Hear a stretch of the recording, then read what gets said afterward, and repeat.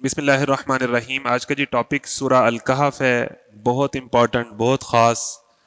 قرب قیامت میں، دجالی دور کے اندر، فتنے کے دور کے اندر نوجوانوں کے لیے بڑی اہم صورت ہے، جس صورت کو جو ہے وہ جمعہ کے دن پڑھنے کی بھی تلقین کی گئی ہے۔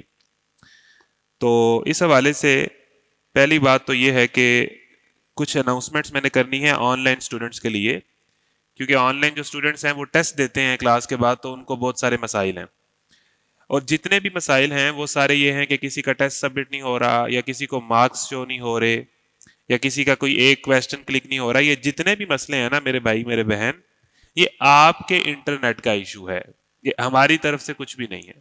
ہماری طرف سے تو روزانہ 2500 3000 کے قریب ٹیسٹ آ رہے ہیں، تو 2500 لوگوں کو تو کوئی مسئلہ نہیں ہے۔ آپ دو چار ہیں جن کی ای میل آ رہی ہے، ان کو مسئلہ ہے، تو پھر مسئلہ آپ کے موبائل میں ہے، آپ کے انٹرنیٹ کنیکشن میں۔ ہمارا کام تھا آپ کو کلاس پرووائڈ کرنا، آپ کو ٹیسٹ دینا۔ آپ نے بس ایک کام کرنا تھا کہ کسی اچھے موبائل میں اچھے انٹرنیٹ کا بندوبست کرنا، دیٹس اٹ۔ تو وہ آپ کے اینڈ سے ہو رہا ہے۔ وہ بعض اوقات انٹرنیٹ لوڈ نہیں ہوا ہوتا، موبائل ریفریش نہیں ہوتا، یہ سارے آپ کے کرنے کے کام ہیں۔ تو اس میں ہماری طرف سے کوئی بھی ایشو ہماری طرف سے نہیں ہے۔ اگر آپ کا لوڈ نہیں ہو رہا، یا کوئی ٹیسٹ نہیں آ رہا، یا آگے کوئی اور چیز کھل گئی ہے، وہ سارے موبائل کے، آپ کے ای میل کے، آپ کے موبائل کے ایشوز ہیں، وہ آپ نے سارٹ کرنے ہیں، کیونکہ یہاں سے بالکل اوکے ہے، اور ٹیسٹ جو ہے وہ ہزاروں لوگوں کے آ رہے ہیں، تو جو دو چار کا مسئلہ ہے وہ ان کا ہے۔ نمبر 2، ہم کیا کر سکتے ہیں؟ لیٹس سپوز اگر کوئی آن لائن اسٹوڈنٹ ہے، جس طرح ہم نے پہلا ٹیسٹ تو معاف کر دیا، کہ جو سورہ فاتحہ والا ٹیسٹ تھا وہ ہم نے کہا کہ آج کی معافی ہے، اور اس کے بعد ہم ٹیسٹ لے رہے ہیں۔ اور دوسری بات ہم نے اب یہ کر سکتے ہیں کہ اس کے علاوہ جتنے ٹیسٹ آپ کے ہوں گے، پہلا ٹیسٹ جو آپ کو معاف کر دیا گیا ہے، اس کے بعد جتنے ٹیسٹ ہوں گے، اس میں خدا نخواستہ اگر کسی کی ایک کا ایشو بن گیا ہے، ٹیسٹ سبمٹ نہیں ہوا، اینڈ ٹائم پہ نیٹ کا ایشو بنا ہے، تو ہم ایک اور ٹیسٹ جو ہے اس کے نمبر کاؤنٹ نہیں کریں گے پاسنگ مارکس کے اندر، یعنی اس کو بھی معاف کر دیں گے۔ ٹھیک ہے، یہ ہم میکسیمم کر سکتے ہیں، اور وہ ایشو آپ کے اینڈ سے تھا، آپ کے نیٹ کا، آپ کے موبائل کا، آپ کی جی میل کا، سارے مسائل آپ کے تھے، ہمارا نہیں تھا۔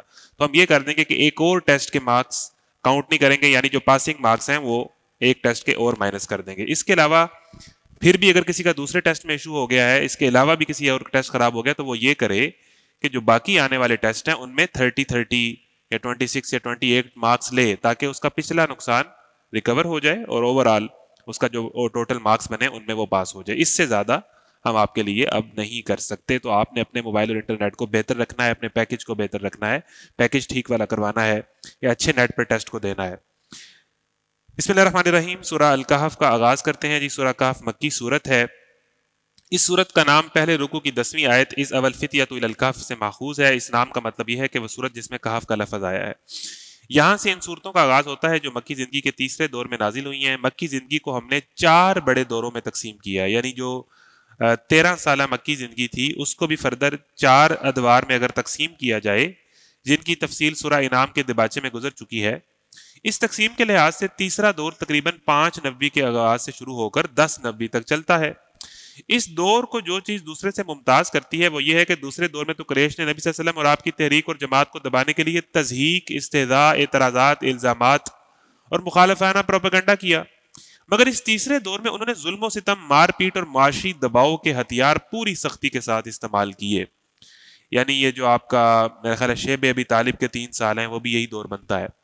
ہم نے کل بھی پڑھا تھا کہ دعوت کے میدان میں شروع میں تو لوگ آپ کو ایزی لیتے ہیں، پھر اس کے بعد آپ کا مذاق اڑاتے ہیں، مذاق اڑانے کے بعد آپ کو دھمکی یا طاقت سے روکنے پر آتے ہیں۔ نبی کریم صلی اللہ علیہ وسلم کے مکی دور میں شروع میں تو انہوں نے ایزی لیا کہ کچھ نوجوان ہیں تو بس سر پھرے نوجوان ہیں اور انہیں پتہ نہیں کوئی نیا بھوت سوار ہو گیا ہے، نعوذ باللہ، اور اس کے بعد انہوں نے مذاق اڑانا شروع کیا، اور پھر تیسرے دور میں جو ہے وہ باقاعدہ دھمکی اور مار پیٹ اور جو ہے یہ ساری چیزوں کا آغاز ہوا۔ تو نبی کریم صلی اللہ علیہ وسلم اس دور میں داخل ہوئے مکہ کے اندر، تو اسی دور میں سورہ کہف نازل ہوئی، جو بہت زیادہ ریلیٹ کر رہی تھی اس ٹائم جو مکہ میں صحابہ کے حالات تھے، یعنی ان پر آزمائش تھی، ان کو مارا پیٹا جا رہا تھا، اور جو ہے وہ سارے معاملات ہو رہے تھے۔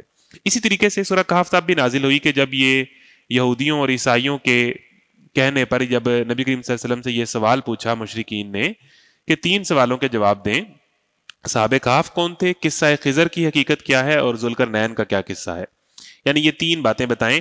یہ یہودی اور عیسائی تھے نا، یہ تو آپ کہہ لیں کہ رچ تھے ریلیجن کے حوالے سے، اور جو اہل مکہ تھے وہ بڑا مروب بھی ہوتے تھے یہودیوں اور عیسائیوں سے کہ بھائی ان کے نبی ہیں، ان کے پاس ایک کتاب ہے، ہمارے پاس تو کچھ آئی کوئی نہیں.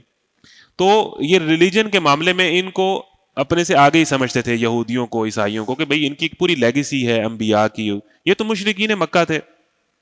تو پھر یہ بہت ساری باتیں جب یہ سفر کرتے تھے نا، آگے پیچھے جاتے تھے، مدینہ جاتے تھے یا سفروں میں جاتے تھے یا ان کی یہودیوں عیسائیوں سے ملاقاتیں ہوتی تھیں، تو کہتے تھے کہ ہمارے مکہ میں تو ایک بندہ نبوت کا دعویٰ کر رہا ہے.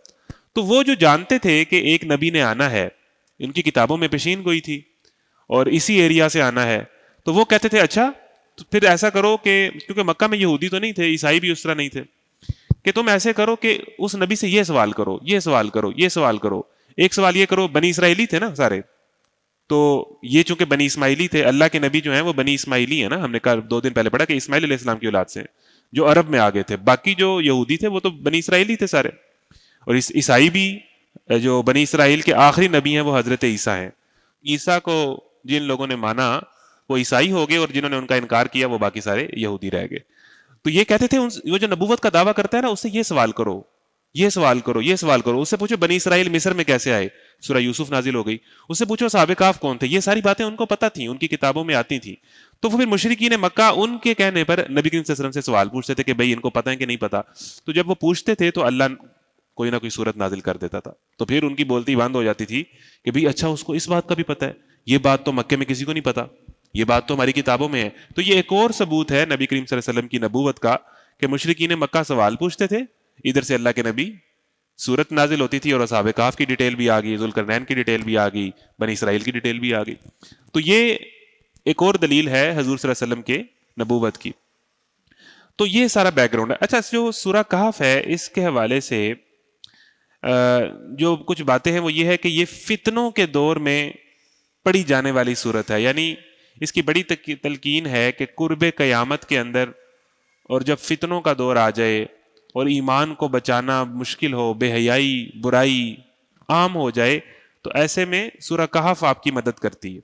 اور اس کو جمعے کی پڑھنے کی تلقین کی گئی ہے. اس حوالے سے کئی حدیثیں ہیں کہ جو بندہ سورہ کہف پڑھتا ہے اس کی اور خانہ کعبہ تک ایک نور کی روشنی ہو جاتی ہے، 1 ہفتہ اس پر نور رہتا ہے. پھر یہ ہے کہ اگر وہ اس کی تلاوت کرے گا تو فتنہ دجال سے محفوظ رہے گا. تو سورہ کہف اور کی جو پہلی 10 آیات ہیں اور آخری 10 آیات ہیں ان کو اسپیسیفکلی ان کی خاص اہمیت ہے. ان کو یاد کر لیں آپ لوگ اگر آپ کے پاس ٹائم ہو، اور اس کو پڑھا کریں اور جمعے کو سورہ کہف کی تلاوت کیا کریں. تو اب سوال یہ ہے کہ سورہ کہف فتنوں سے کیسے بچاتی ہے؟ سورہ کہف کے اندر ایک کہانی تو مشہور ہے جو آپ لوگوں کو پتا ہے کہ جو لوگ غار میں چلے گئے، لیکن سورہ کہف میں ایک کہانی نہیں ہے. سورہ کہف میں 4 کہانیاں ہیں، اور چاروں کہانیاں فتنوں کے دور کے اندر پڑھنے اور سمجھنے کے لیے بڑی اہم ہے. مسئلہ یہ ہے کہ ہمیں جب جمعے کو سورہ کہف پڑھنے کی تلقین ہے تو اس کا مطلب یہ ہے کہ سورہ کہف کا میسج بھی آپ کو پتا ہو. نیری تلاوت ہی نہ کر دیں، اس کے اندر بات کیا ہے وہ بھی آپ کو پتا ہو. اور وہ بات جب آپ بار بار پڑھتے رہیں گے تو ہر فرائیڈے آپ کو ریمائنڈر ملتا رہے گا کہ میں کس دور میں جی رہا ہوں اور میں نے کیسے اپنے ایمان کی حفاظت کرنی ہے. تو سورہ کہف فتنوں سے محفوظ رکھتی ہے. نہیں جی کیسے محفوظ رکھتی ہے؟ تو فتنوں کے دور کے اندر، قرب قیامت کے اندر، دجالی دور کے اندر، کہ جب آدھی سے زیادہ نشانیاں پوری ہو چکی ہیں اور بالکل ہم سر پہ کھڑے ہیں اور قرب قیامت کے دور میں جی رہے ہیں، تو ایسے میں کوئی بندہ پوچھے کہ بھئی سورہ کہف میں تو بڑی پڑھتا ہوں، یہ کیسے فتنوں سے بچائے گی؟ تو بھئی میسج پڑھیں. تو آغاز ہی آپ کو بتا رہا ہے کہ سورہ کہف آپ کو فتنوں سے کیسے بچائے گی. بسم اللہ الرحمن الرحیم. سورۃ الکہف مکیہ، مکہ کے تیسرا جو دور تھا اس میں نازل ہوئی، جب بلائیں اور آزمائشیں اور وہ باقاعدہ دھمکیاں اور مار پیٹ پر اتر آئے تھے تو اللہ کے نبی کو یہ کہانی سنائی گئی. تو یہ جو کہانیاں ہیں، ہر دائی کی جو زندگی ہوتی ہے نا وہ قرآن کے ساتھ ریلیٹ کر رہی ہوتی ہے. جس طرح ہم نے کل پڑھا کہ رب اشرح لی صدری والی دعا ہم کہاں پڑھتے ہیں اور موسیٰ علیہ السلام نے کہاں پڑھی؟ سوال ہے نا. تو جب آپ وہ راستہ اختیار کرتے ہیں جو انبیاء کا راستہ ہے، جس راستے کی دعا ہم نے سورہ فاتحہ میں مانگی ہے اہدنا الصراط المستقیم، تو آپ کی زندگی میں بھی وہی ایونٹس ہوں گے جو موسیٰ کی زندگی میں ہوئے اور انبیاء کی زندگی میں. بہت زیادہ آزمائشیں تو نہیں آئیں گی، ظاہر ضروری نہیں ہے کہ آئیں، آ بھی سکتی ہیں، لیکن یہ ہے کہ وہ جو چیلنجز ہیں، وہ جو دھمکی، مذاق اور کمٹمنٹ کے ایشوز جتنے بھی ہیں وہ سارے آپ کو فیس کرنے پڑیں گے. اور پھر جب آپ قرآن پڑھیں گے تو قرآن آپ کو وہ موٹیویشن دے گا کہ آپ حیران ہوں گے. تو ہماری زندگی ہی اور ڈگر پہ چل رہی ہے. صراط مستقیم والی تو ہے ہی نہیں، تو وہ جو قرآن کی آیات ہماری لائف سے ریلیٹ نہیں کر پاتی. لیکن اللہ کے نبی کی جو زندگی تھی یا صحابہ کی جو زندگی تھی یا ہر وہ بندہ جو اس راستے پہ چلتا ہے اس کو تو ایسا لگتا ہے کہ قرآن میرے سے باتیں کر رہا ہے، یہ چیلنج تو میں فیس کر رہا ہوں اور یہ قرآن مجھے بتا رہا ہے. تو اللہ کے نبی کی زندگی میں جو حالات ہوتے تھے اس اعتبار سے صورتیں نازل ہو جاتی تھی. تو پہلی آیت بتاتی ہے کہ سورہ کہف فتنے سے کیسے بچاتی ہے. الحمد للہ الذی انزل علی عبدہ الکتاب ولم یجعل لہ عوجا. شکر ادا کرو فتنوں کے دور میں، الحمدللہ اللہ کا شکر ادا کرو. انزل علی عبدہ الکتاب کہ اس نے تمہارے سامنے وہ کتاب رکھ دی ہے جو اس نے اپنے بندے پر نازل کی تھی، یہی کتاب تمہیں فتنے سے بچائے گی. پہلی ہی آیت میں جواب ہے کہ سورہ کہف فتنوں سے کیسے بچاتی ہے. قرآن کو تھام لو، قرآن میں ہو وہ تزن ہے مرد مسلمان. اللہ کرے تجھ کو عطا جدت کردار. فتنے کا دور ہے، برائی ہے، بے حیائی ہے، پریشانی ہے، نفسا نفسی ہے. بندہ مومن کہے الحمدللہ شکر ہے میرے پاس قرآن ہے، یہ مجھے فتنوں سے بچا لے گا. تو آپ کا قرآن سے کیسا تعلق ہے، کتنا کنیکشن ہے؟ فتنوں کے دور میں تو قرآن نے فتنوں سے بچانا ہے. تو اس پہ اللہ کہہ رہا ہے شکر ادا کرے، اللہ کا شکر کہ جس نے وہ کتاب ہمیں دے دی جس میں کوئی کجی نہیں ہے، کوئی ٹیڑھ نہیں ہے، کوئی کنفیوژن نہیں ہے، بالکل سیدھے راستے کی طرف پورا روڈ میپ ہے کہ ہم نے بھاگ کے اس طرف جانا ہے اور اپنے آپ کو فتنوں سے بچانا ہے. تو یہ قرآن ہے. پہلی ہی آیت میں اس کا جواب ہے کہ یہ جو اللہ نے اپنے بندے پہ کتاب نازل کی ہے جس میں کوئی غلطی نہیں ہے، اس پہ شکر ادا کرو، یہی تمہیں فتنوں سے بچائے گی. آخری دور میں اپنا تعلق قرآن سے کم نہ کرنا بلکہ زیادہ کر لینا، کیونکہ آخری دور میں کم ہی لوگ بچیں گے، اور کم جو لوگ بچیں گے ان کی کیا نشانی ہوگی؟ ان کا تعلق بالقرآن جو ہے وہ بہت اچھا ہوگا، تعلق بالقرآن ان کا بڑا مضبوط ہوگا. الحمد للہ الذی انزل علی عبدہ الکتاب ولم یجعل لہ عوجا قیما لینذر بأسا شدیدا من لدنہ ویبشر المؤمنین الذین یعملون الصالحات ان لہم اجرا حسنا. پھر اللہ تعالیٰ نے فتنوں کے دور میں ایک اور بات بتائی کہ یہ جو کتاب ہے جو میں نے نازل کی ٹھیک سیدھی بات کہتی ہے تاکہ وہ لوگوں کو ڈرا دے بأسن شدیدن ایک بڑی جنگ سے. یہ وہی بڑی جنگ ہے جو آخری دور میں فلسطین میں ہونی ہے. اس بڑی جنگ کے لیے بھی تیار رہو. وہ جو امام مہدی کا لشکر ہے جس میں 12,000 لوگ ہوں گے، کیا آپ تیار ہیں؟ کیا آپ تیار ہیں آخری دور میں ایسے کسی حالات میں آنے کے لیے؟ فلسطین والے تو تیار تھے، باقیوں نے کیا کیا؟ تو جو ایک مطلب تو یہ ہے کہ وہ ایک بڑے عذاب سے ڈرا دے، اور دوسرا مطلب یہ ہے بأس جنگ کو کہتے ہیں، جو آخری دور میں ایک ملحمۃ الکبریٰ ایک بڑی جنگ ہونی ہے اس کے حالات تو بن رہے ہیں، اس کا سینیریو تو بن رہا ہے. تو اس سے بھی ڈرانے آئی ہے، اور اس سے کون لوگ ڈریں گے آگے ذکر آ رہا ہے. وَيُبَشِّرَ الْمُؤْمِنِينَ اور خوشخبری دے دے یہ سورت مومنین کو کہ جو نیک اعمال کر رہے ہیں اس دور کے اندر، ان لہم اجرا حسنا کہ اللہ تعالیٰ نے کلیئر کر دیا کہ ہو سکتا ہے آخری دور میں نیک اعمال کرنے کا تمہیں دنیا میں کوئی اجر نہ ملے، لیکن آخرت میں تمہارے لیے بہت بڑا اجر ہے. تسلی سے، فوکس سے، پوری کمٹمنٹ کے ساتھ اپنے دین کے ساتھ، اپنے قرآن کے ساتھ جڑے رہو. پھر یہ نہ سوچنے لگ پڑو کہ سرٹیفکیٹ ملا ہے کہ نہیں ملا، اس لیے کر رہے ہو. دین کے لیے دنیا میں عزتیں مل جائیں، سب کچھ مل جائے، سو بسم اللہ نہ ملے تو یہ کوئی ریزن نہیں ہے، کیونکہ اصل چیز آخرت ہے. کیونکہ ایسے لوگوں کی کہانی اللہ تعالیٰ سناتا ہے کہ جن کو دنیا میں کچھ نہیں ملا، الٹا ہلا مارے گئے، جان سے مار دیے گئے. تو آخری دور میں دین پر قائم رہو، اور اگر تمہیں لگے کہ حالات سازگار نہیں ہے یا الٹا زندگی مزید مشکل ہو گئی ہے تو اس کا اجر تو تمہیں ملنا ہے مرنے کے بعد. تو یہ کتنی دیر بعد موت ہے؟ ابھی لوگ کہتے ہیں قیامت کب آئے گی، قیامت کب آئے گی جی، قرب قیامت کیا نشانی ہے؟ ہم کہتے ہیں کہ جس دن تم مر جاؤ گے تمہاری قیامت تو شروع ہے، جس دن تم مر جاؤ گے تمہاری قیامت تو شروع ہے. تو قیما لینذر بأسا شدیدا من لدنہ ویبشر اور ایسے موقع پہ مومنین کے لیے خوشخبری ہے جو نیک اعمال کرتے ہیں کہ ان کے لیے بہترین اجر ہوگا، ماکثین فیہ ابدا جس میں وہ ہمیشہ رہیں گے. اور ان لوگوں کو ڈرا دے جو کہتے ہیں کہ اللہ نے کسی کو بیٹا بنایا. اچھا آخری دور میں جنگ تو یہود سے ہونی ہے فلسطین والی سائڈ پر، لیکن یہ ان لوگوں کا ذکر کیوں ہو رہا ہے جنہوں نے کہا اللہ نے بیٹا بنایا؟ یہ کنہوں نے کہا؟ یہ تو عیسائیوں نے کہا. اس کا مطلب یہ ہے کہ یہ جو جنگ ہونی ہے اس کی بیک پر جو ہے وہ عیسائی ہی ہوں گے، اس کی بیک پر امریکہ ہی ہوگا. ٹھیک ہے نا؟ اہل کتاب کا گٹھ جوڑ ہوگا اور ایک بہت بڑی جنگ ہوگی. جس میں وہ ہمیشہ رہیں گے اور ان لوگوں کو ڈرا دے جو کہتے ہیں اللہ نے کسی کو بیٹا بنایا، اس بات کا نہ انہیں کوئی علم ہے نہ ان کے باپ دادا کو تھا، بڑی بات ہے جو ان کے منہ سے نکلتی ہے وہ محض جھوٹ بکتے ہیں۔ فلا اللہ کا باقی النفس کا، اچھا تو اے محمد صلی اللہ علیہ وسلم شاید تم ان کے پیچھے غم کے مارے اپنی جان کھو دینے والے ہو اگر یہ اس تعلیم پر ایمان نہ لائے۔ یہ ہوتا ہے سارے جہاں کا درد ہمارے جگر میں ہے۔ یہ بندہ مومن اپنی ذات، اپنی فیملی، اپنی لائف کے گرد نہیں گھومتا، بلکہ اس کو معاشرے کی، لوگوں کی، اللہ کے بندوں کی فکر ہوتی ہے۔ اس لیے حضور نے فرمایا کہ میری مثال تو ایسے ہے کہ تم لوگ آگ میں کود رہے اور میں تمہیں پکڑ پکڑ کے آگ سے نکال رہا ہوں۔ یعنی بندہ مومن کو اپنی قوم کا، اپنے گھر والوں کا، اپنے معاشرے کا، اپنے دوستوں کا غم ہوتا ہے کہ یہ اللہ کی طرف آئیں، نہ یہ کہ وہ ان کے ساتھ برائی میں شریک ہوتا ہے، ان کے ساتھ کوآپریٹ کرتا ہے اور ان کو برائی پہ موٹیویٹ کرتا ہے۔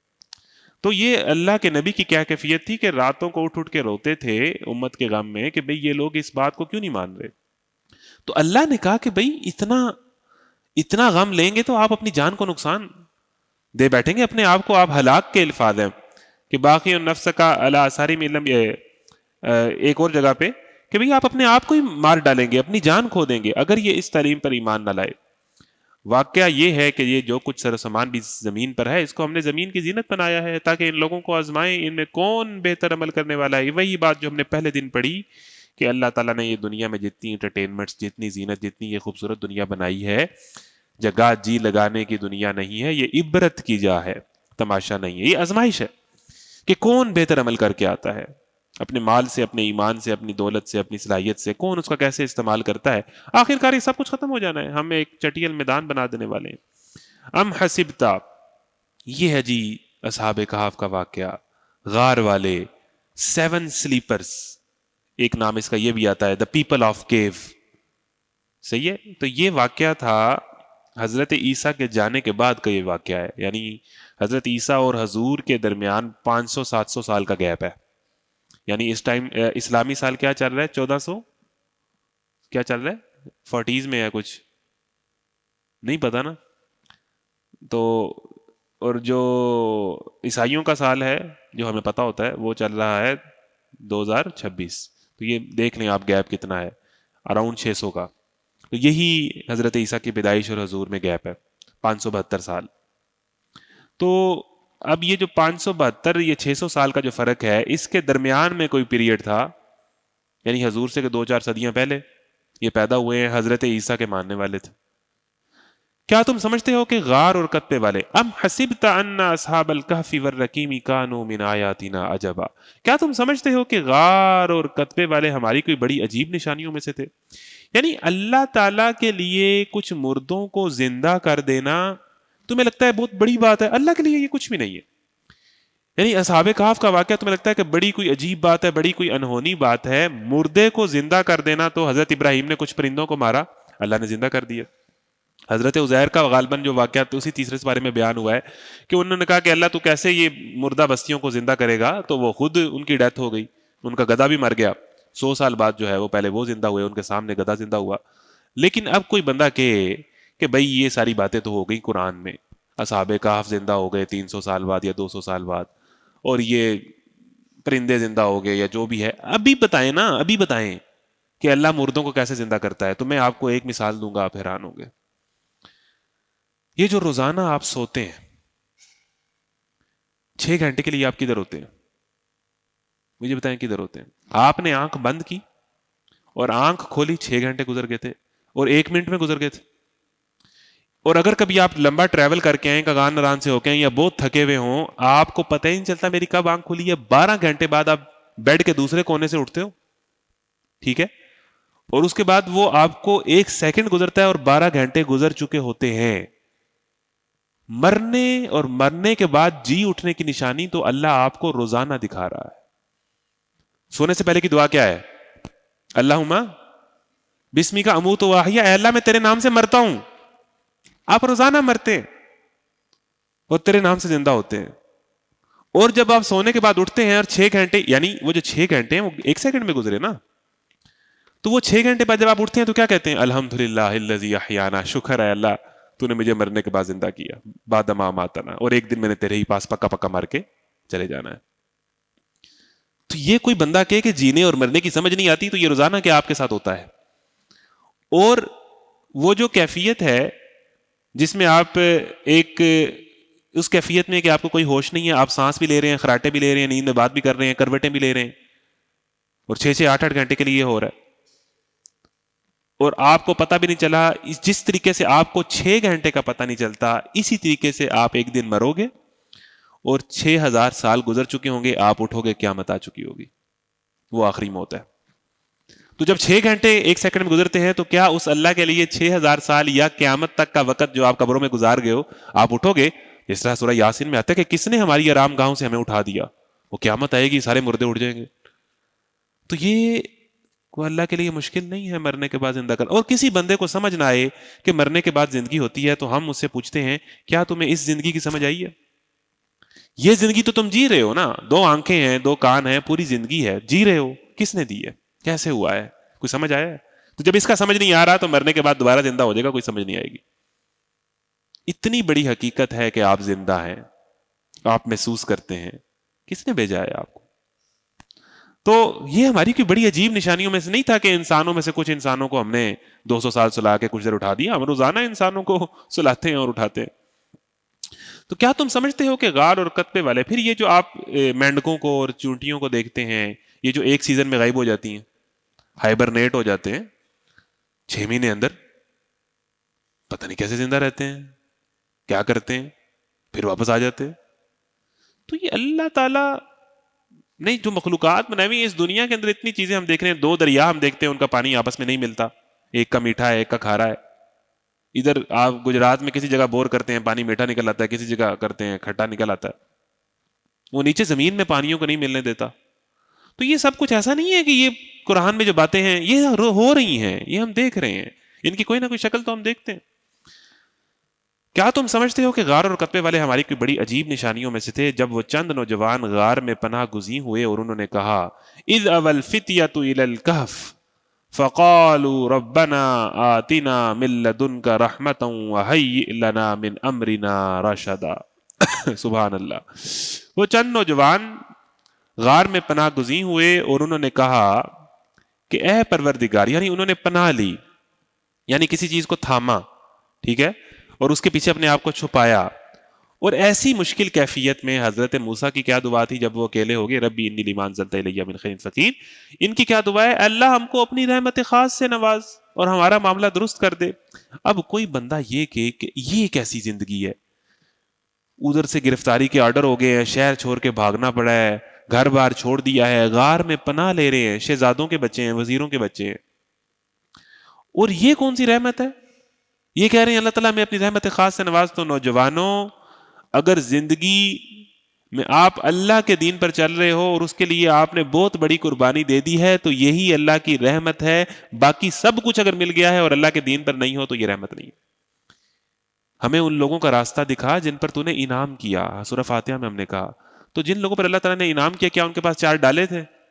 کیسی زندگی تھی ان کی؟ موسیٰ نے کیسی زندگی گزاری؟ ابراہیم علیہ السلام کی کیسی زندگی ہے؟ تو نعمت یہ ہے، رحمت یہ ہے کہ آپ فتنوں کے دور میں اللہ کے دین کے ساتھ کھڑے ہیں کہ نہیں کھڑے. اگر ہے تو یہ سب سے بڑی رحمت ہے. How blessed you are. You are surrounded by the blessings of اللہ.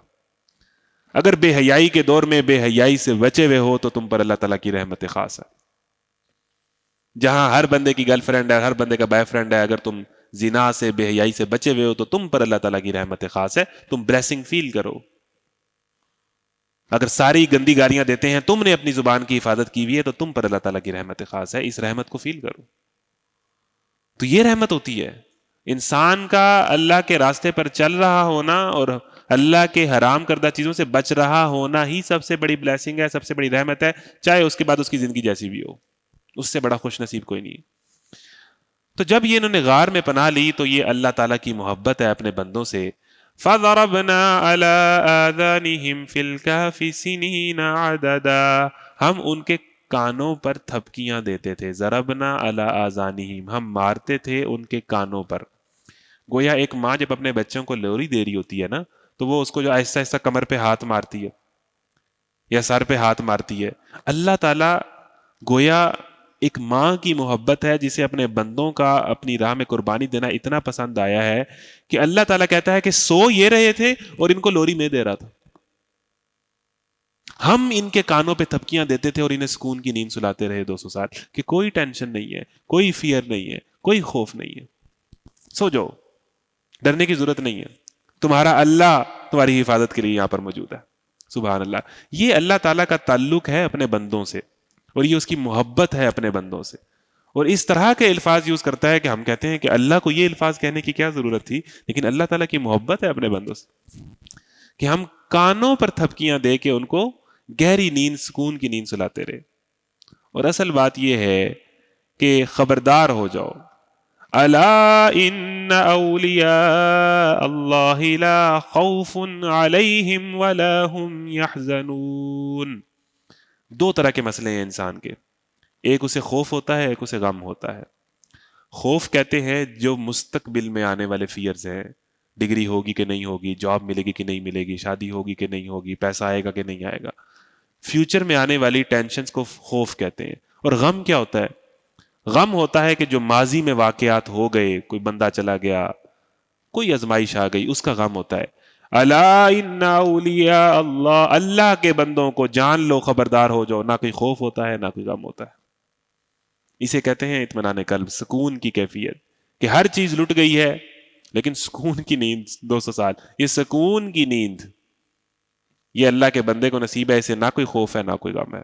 شدید خوف کی کیفیت میں بھی انہیں نہ کوئی خوف ہے نہ کوئی غم ہے. لا تحزن ان اللہ معنا. جب حضرت ابوبکر صدیق اور حضور صلی اللہ علیہ وسلم غار میں چھپے, وہ بھی غار مومنین کی زندگی میں آتا ہے, غار مومنین کی زندگی میں آتا ہے.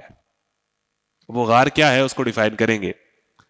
حضرت ابوبکر جب دیکھا کہ وہ پکڑنے آ گئے اور ان کے پاؤں تک نظر آنے لگ پڑے, حضرت ابوبکر نے کہا کہ اللہ کے نبی غار سور میں کہ اگر انہوں نے تھوڑا سا اب نیچے دیکھ لیا تو ہم تو پھنس گئے, ہم تو پکڑے گئے, مطلب اب تو کوئی چانس نہیں.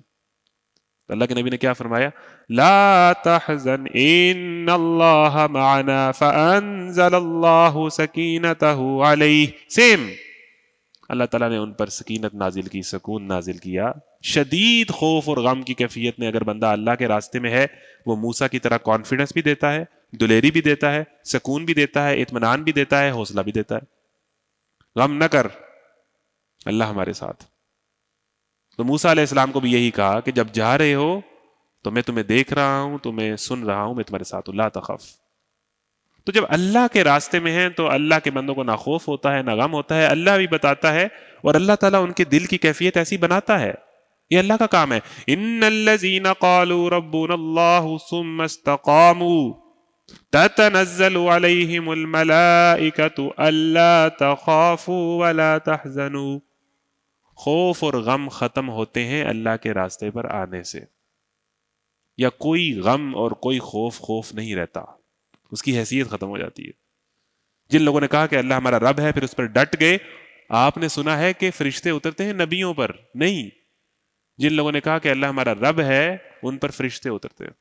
جس بندے نے بھی کہا اور اس پہ ڈٹ گیا, پھر وہ کہتے ہیں کوئی خوف نہ کرو, کوئی غم نہ کرو. یعنی اس کے ساتھ گویا ایک ایسی فورسز ہوتی ہیں جو اسے اس رستے پہ چلائی رکھتی ہیں, کمیٹڈ رکھتی ہیں, فوکس رکھتی ہیں, اس کے ایموشنز کو بیلنس رکھتی ہیں, غموں کو اس کے اوپر حاوی نہیں ہونے دیتی. ڈپریشن اس کی ختم ہو جاتی ہے جب وہ اللہ کے راستے پر چل رہا ہوتا ہے, جس کے سامنے مغفرت اور جنت ہوتی ہے, اس کی طرف دوڑ رہا ہوتا ہے.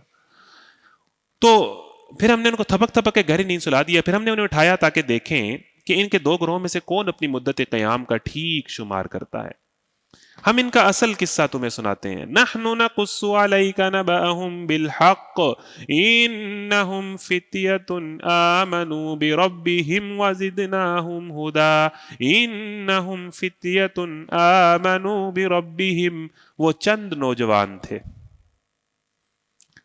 نوجوان تھے جو اپنے رب پر ایمان لے آئے تھے. سورہ کہف یہ میسج دے رہی ہے کہ فتنوں کے دور کے اندر چند ہی نوجوان ہوں گے جو قرآن کلاس میں آئیں گے, چند ہی نوجوان ہوں گے جو اپنے رب پر ایمان لے آئیں گے آخری دور کے اندر.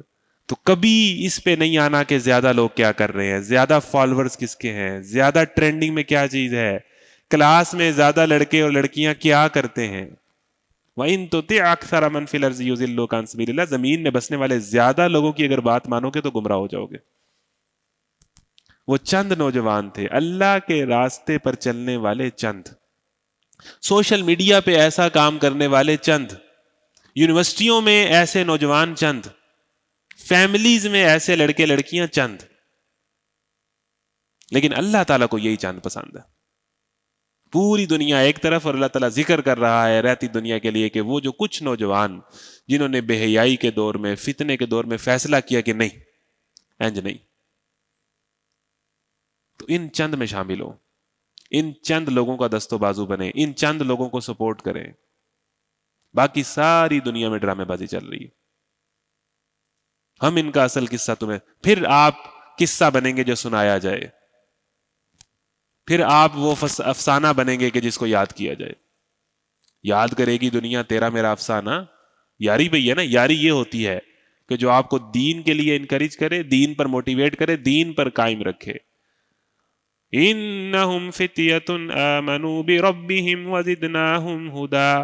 تو فتنے کے دور میں، قرب قیامت میں اگر آپ کو لگ رہا ہے کہ کوئی بندہ، کسی کو پرواہ نہیں ہے اللہ کی رسول کی، دنیا کس طرف جا رہی ہے، تو سورہ کہف آپ کو بتاتی ہے چند نوجوان ہی ہوں گے.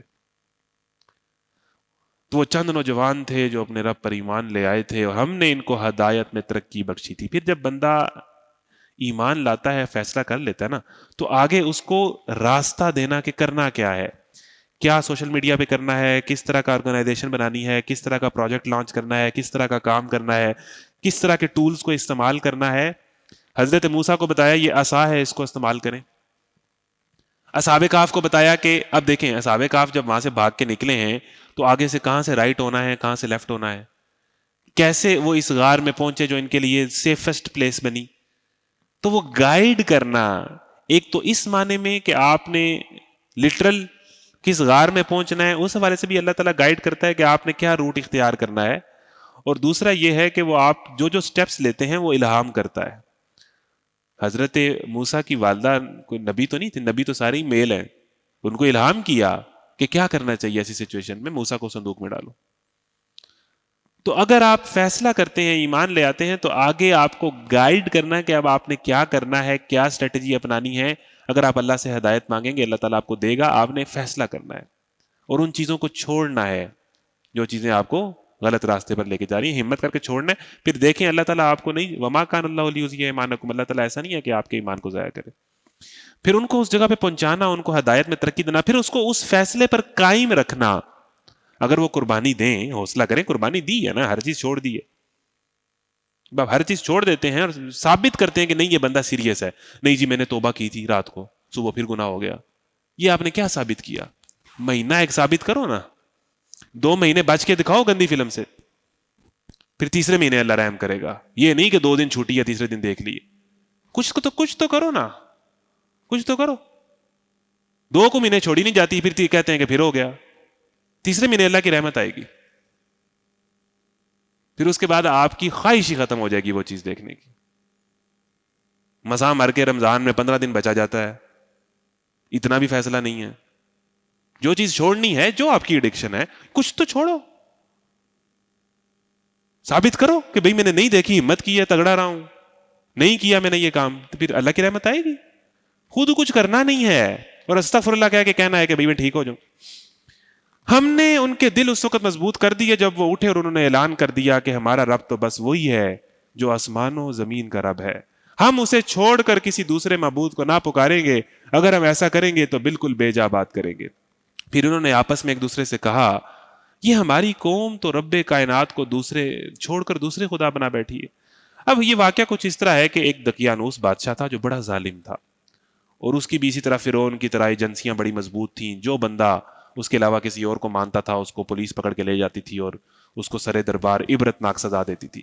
اب یہ چند لڑکے تھے، انہوں نے ایک محفل میں دیکھا کہ شراب و کباب کی محفل تھی. یہ بھی وزیروں کے بچے تھے، امیر لڑکے تھے سارے، کہ بھئی وہ دقیانوس بادشاہ ہے اور وہ کسی وجہ سے ڈر گیا ہے. کہتا وہ یہ ہے کہ میں خدا ہوں، لیکن اس کو خبر ملی ہے کہ کسی دشمن قوم نے اس پر حملہ کرنا ہے، تو وہ شراب و کباب کی محفل لگی ہوئی ہے، ناچ گانا چل رہا ہے، اور وہ ڈر گیا ہے اور وہ کانپنے لگ پڑا ہے اور اس کا جو سر پہ تاج تھا وہ لڑک گیا ہے. تو اس موقع پہ یہ لڑکے بھی اسی محفل میں تھے، یعنی اس ضروری نہیں ہے کہ ایز اٹ از یہی واقعہ ہو، لیکن یہ ہے کہ بہرحال اس غور و فکر کے نتیجے میں انہیں یہ لگا، یہ جو دقیانوس ہے یہ کہتا ہے کہ میں خدا ہوں، میں بادشاہ ہوں، اور حالت یہ ہے کہ تھوڑی سی وہ جنگ کی موقع آیا ہے یہ کانپنے لگ پڑا ہے، تو خدا تو ایسے نہیں ہوتے۔ دوسرا آپشن یہ تھا کہ وہ جس شراب و کباب کی محفل میں بیٹھے تھے تو کہتے اگنور کرتے، چلو ٹھیک ہے دنیا میں واقعات ہوتے رہتے ہیں، فلسطین والا واقعہ ہو گیا، کووڈ ہو گیا، بٹ ٹھیک ہے اپنی روٹی اپنی لائف کی فکر کرتے ہیں، اتنی خوبصورت لڑکی ناچ رہی ہے اس کو دیکھتے ہیں، اب کیا میں ان چیزوں پہ غور کروں۔ اللہ تعالیٰ سگنلز دیتا ہے ہر بندے کو، اب وہ یا تو اس پہ غور و فکر کرتا ہے یا اگنور کر کے نئی فلم چلا دیتا ہے۔ نیا سیزن جو آ گیا وہ تو دیکھنا ہی ہے نا۔ تو یہ سگنلز ملتے ہیں، یہ قرآن کلاسیں آتی ہیں، یہ موقع ہوتے ہیں کہ بھئی یہاں پر آپ فیصلہ کرتے ہو کہ بس کچھ دیر سوچتے ہو اور پھر دوبارہ اسی زندگی میں مگن ہو جاتے ہو۔ تو انہوں نے اس موقع پہ کہا کہ بھئی یہ تو بادشاہ نہیں ہے۔ پھر یہ رات کو یہ دوست تھے، سارے یار تھے اکٹھے ہوئے، کوئی نے کہا کہ یار آپ نے کوئی دیکھا ہے یہ آج کیا ہوا ہے؟ میں نے کہا جی میں نے بھی محسوس کیا ہے۔ تو پھر یہ تو کوئی خدا نہ ہوا، تو پھر خدا کون ہے؟ کون ہے خدا؟ پھر انہوں نے خدا کی تلاش کے سفر کا آغاز کیا، وہی سفر جو حضرت ابراہیم نے بھی کیا، کہ سورج کو لوگ خدا مانتے ہیں، مجھے تو نہیں لگتا یہ خدا ہے، ستارے تو نہیں خدا لگتے۔ یعنی بندہ مومن لاجیکل ہوتا ہے، غور و فکر کرتا ہے، کویسچن کرتا ہے، اور انہوں نے یہ کیا۔ لکیر کا فقیر نہیں ہوتا کہ جو یونیورسٹی میں چل رہا ہے میں بھی یہ کروں، جو سوشل میڈیا پہ جس میم کا ٹرینڈ ہے میں بھی اس کو فالو کروں، بس ٹرینڈنگ میں ہے جی چیز، فیشن میں ہے۔ کیا ہر چیز اسی لیے کر لینی ہوتی ہے کہ فیشن میں ہے؟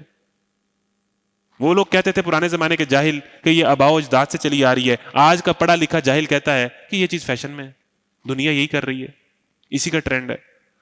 تو انہوں نے غور و فکر کیا اور کہا کہ بھئی یہ خدا نہیں ہے، تو خدا کے سفر کا آغاز کیا، خدا کی تلاش کا سفر کا آغاز ہوا۔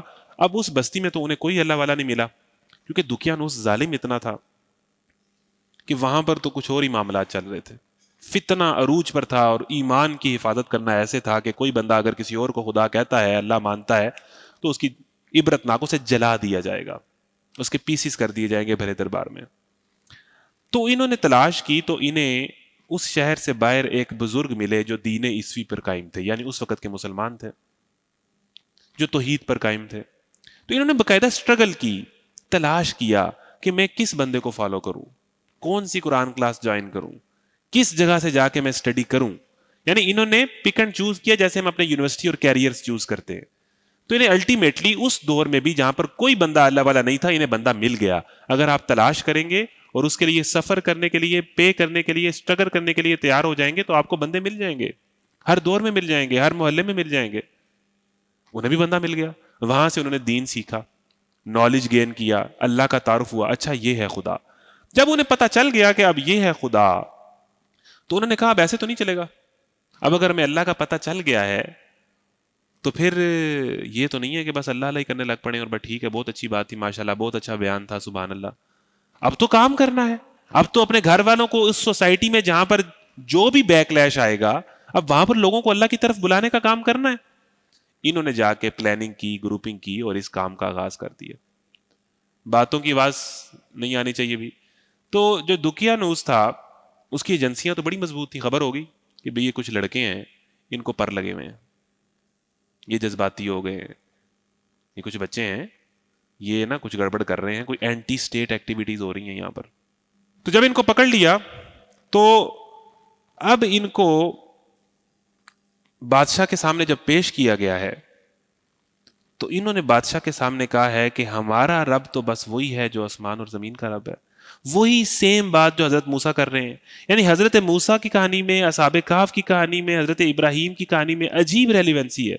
یعنی اس کا مطلب یہ ہے کہ حضرت موسیٰ کس دور میں ہے، وہ حضرت ابراہیم کے کتنے بعد، حضرت ابراہیم کس دور میں، آج سے 2-4 ہزار سال پہلے، حضرت عیسیٰ کس دور میں ہیں، اس کے بھی پتہ نہیں کتنے سال بعد، اصحاب کہف حضرت موسیٰ کے درمیان کتنا گیپ ہے، لیکن سب کی کہانی ایک ہی ہے۔ اس کا مطلب یہ ہے کہ جو صراط مستقیم پہ چلے گا اس کی کہانی ایک ہی ہوتی ہے۔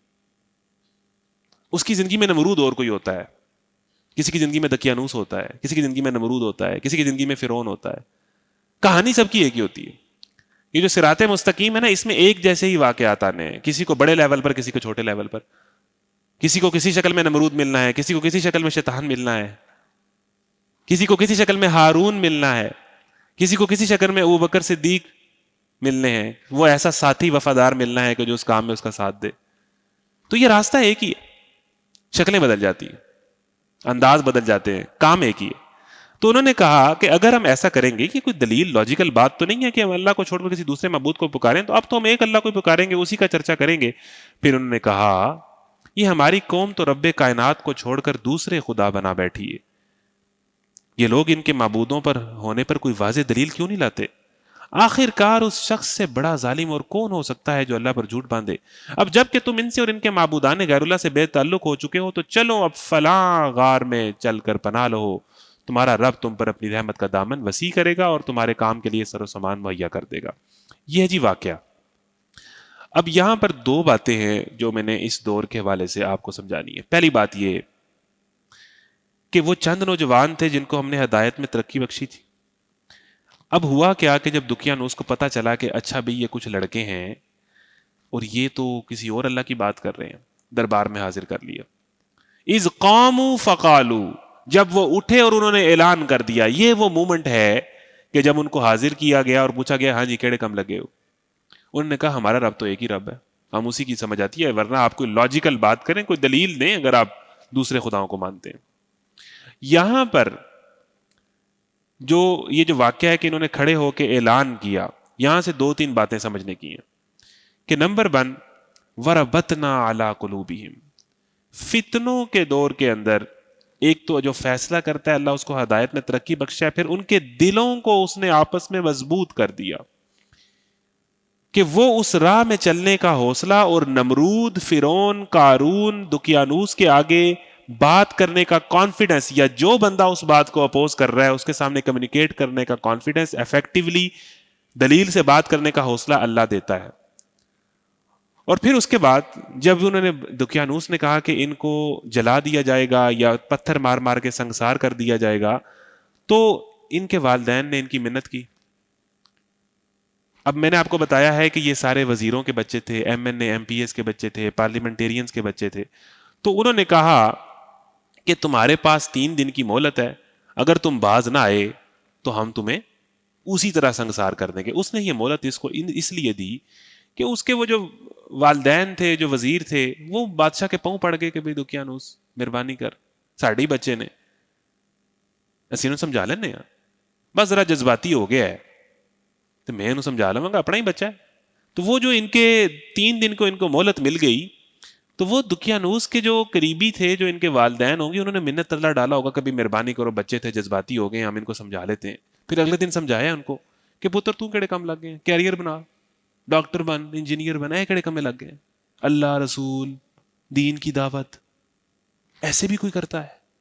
بیٹا کیریئر پہ فوکس کرو، کس کام لگ گئے ہو؟ اتنا بہترین گھر ہے، اتنا عالیشان لائف سٹائل ہے، یہ تم نے کیا شروع کر دیا ہے؟ تو جس کو بات سمجھ آ جائے وہ تو پھر نہیں سمجھتا. یعنی انہوں نے ایک تو دھمکی بھی دی، اس سے بھی ڈرایا، اور جو ایموشنل بلیک میل ہوتا ہے کہ بھئی اب تو اپنے باپ کی نہیں سنے گا، اپنے دوست کی نہیں سنے گا، یعنی وہ جو دوست، وہ فرینڈ، یعنی اب تو ہمیں چھوڑ دے گا. وہ دونوں فیس کیے.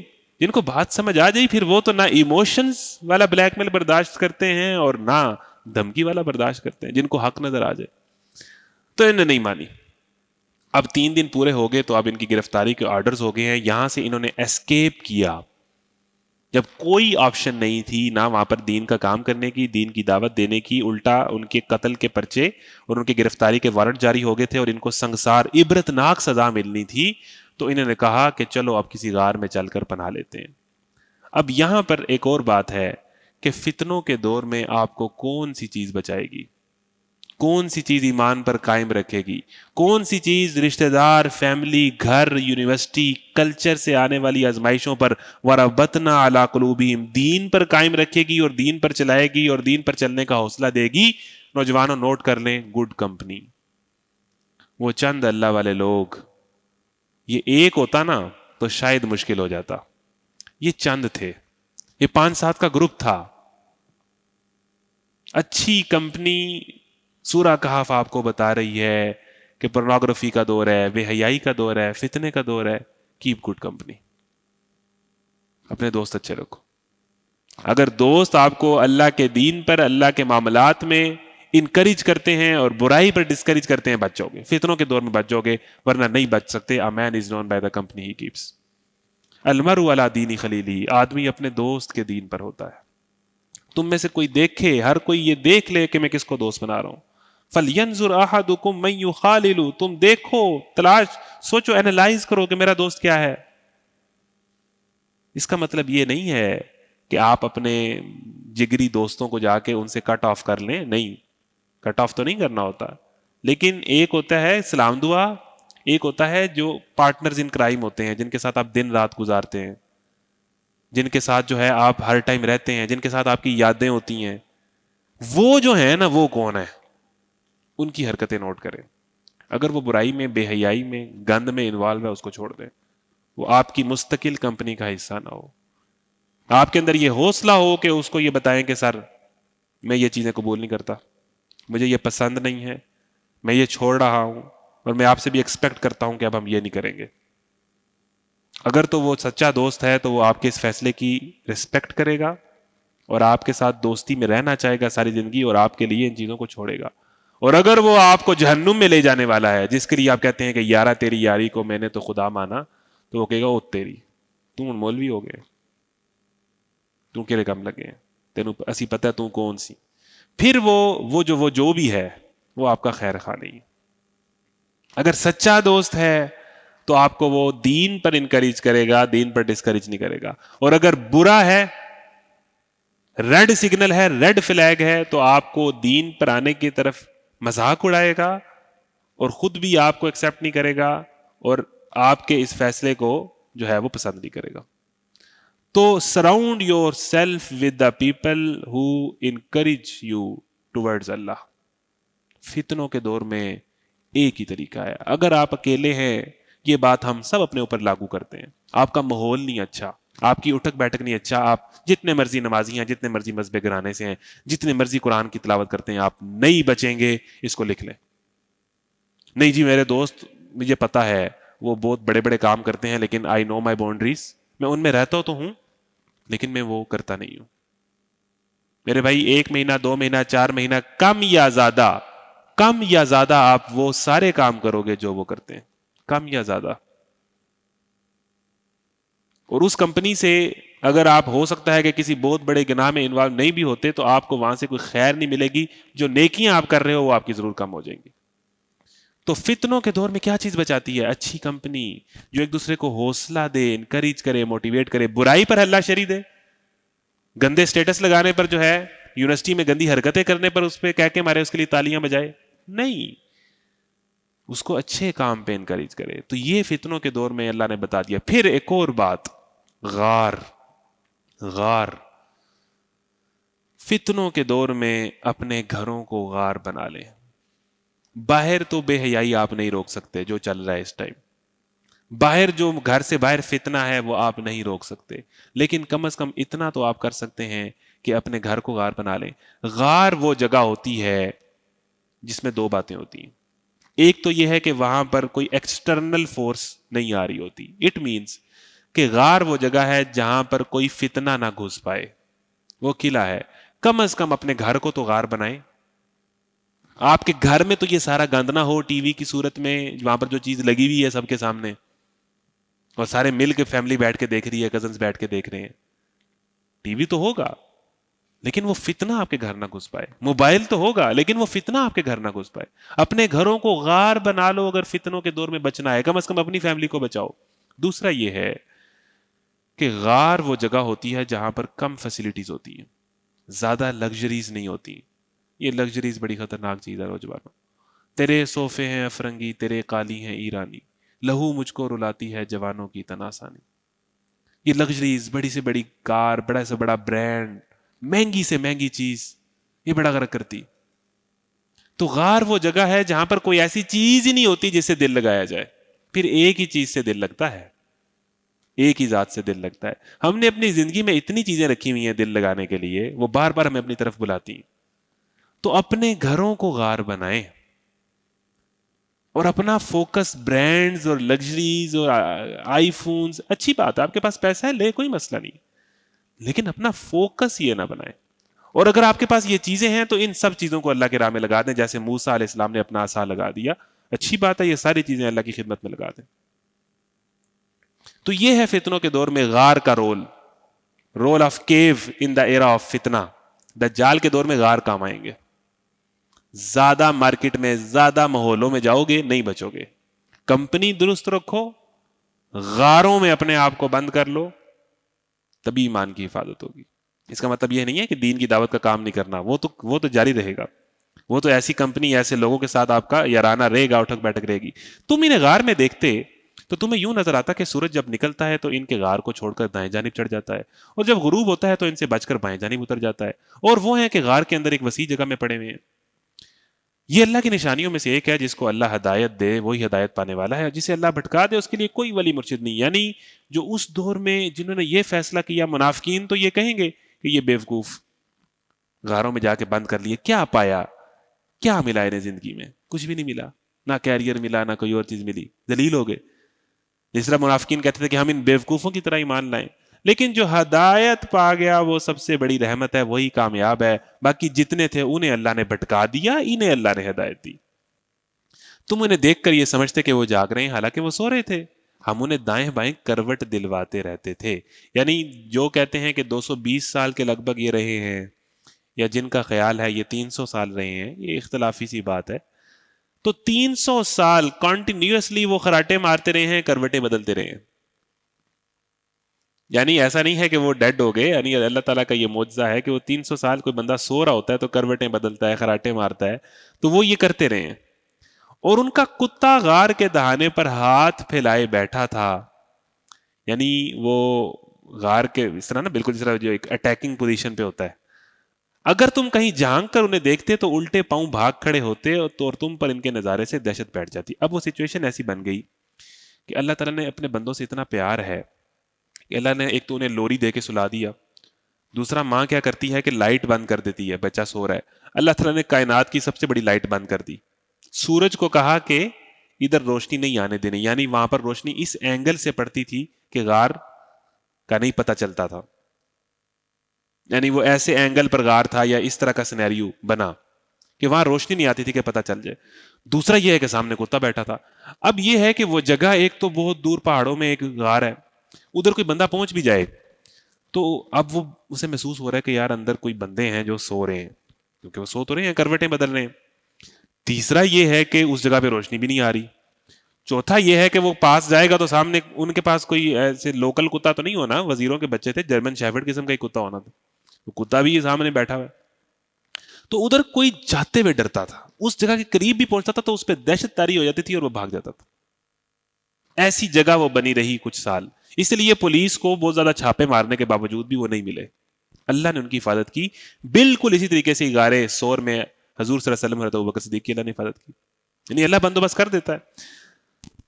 اگر تم کہیں جھانک کر انہیں دیکھتے تو الٹے پاؤں بھاگ کھڑے ہوتے اور تم پر ان کے نظارے سے دہشت بیٹھ جاتی. اسی عجیب کرشمے سے ہم نے انہیں اٹھا بٹھایا تاکہ ذرا آپس میں پوچھ گچھ کریں. ان میں سے ایک نے پوچھا, کہو کتنی دیر اس حال میرے. اب یہاں پر یہ جو بات ہے نا کہ ان کا کتا غار کے دہانے بیٹھا تھا, اس میں ایک پوائنٹ ہے کہ ان اللہ والوں کی اس بستی نے مدد نہیں کی. کوئی ایک بندہ بھی ان کے ساتھ نہیں کھڑا ہوا. الٹا سارے ان کو ڈھونڈنے لگ پڑے کہ ان کو پکڑیں اور گرفتار کر کے بادشاہ کے سامنے حاضر کریں. اب اللہ تعالیٰ کیا کہہ رہا ہے کہ اگر اللہ کے دین پر چلنے والے لوگوں کا اگر لوگ ساتھ نہیں دیں گے تو میں بدترین مخلوق کتے سے ان کا ساتھ دلوا دوں گا, اور یہ کتا ان سارے لوگوں سے بہتر ہے جنہوں نے اللہ کے دین پر چلنے والے لوگوں کی مدد نہیں کی. اس کا مطلب یہ ہے, یعنی کتا از بیٹر دین یو.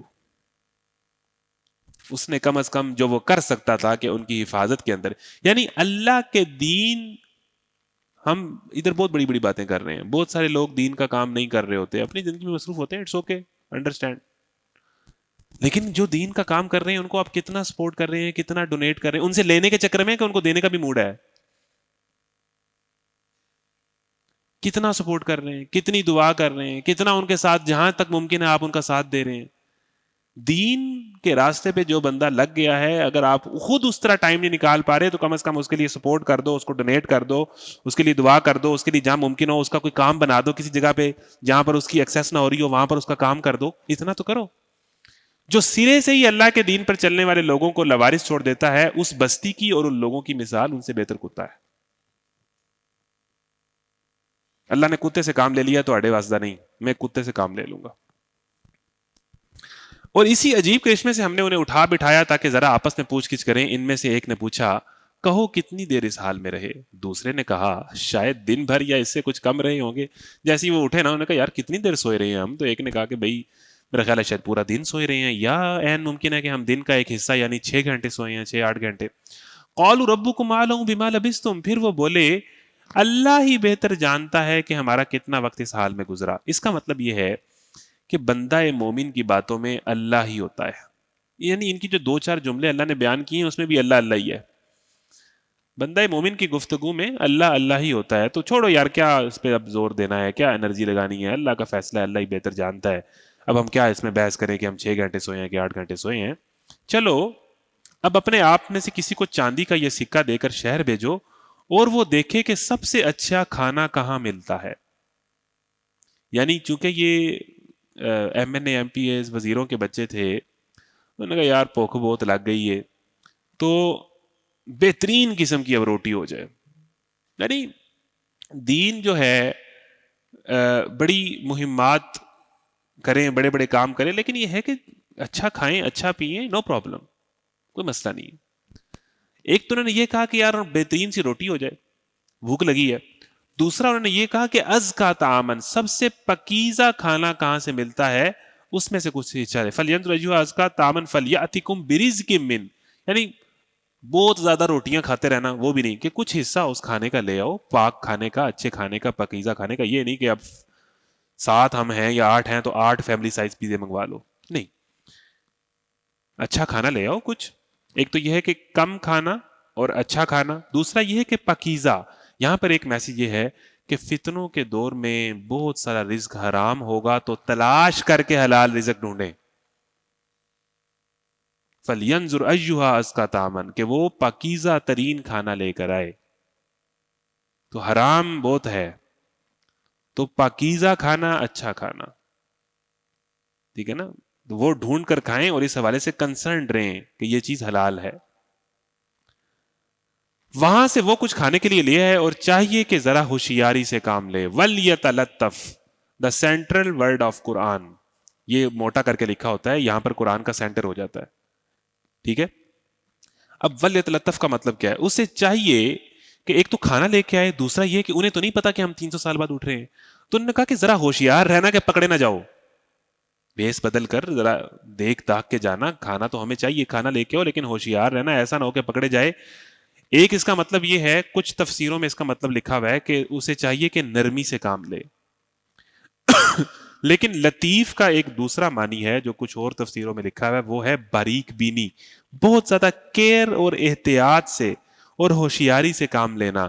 یہاں پر سورہ کہف یہ میسج دے رہی ہے کہ نوجوانوں, فتنوں کے دور میں ہوشیار رہنا. کون سا فتنہ کس ڈرامے اور کس فلم کی صورت میں تمہارے گھر کے اندر گھس جائے تمہیں پتہ نہیں چلے گا, تمہارے غار کے اندر گھس جائے تمہیں پتہ نہیں چلے گا. بیویئر, محتاط رہنا, ہوشیار رہنا, کس کو فالو کر رہے ہو, کس کو سبسکرائب کر رہے ہو.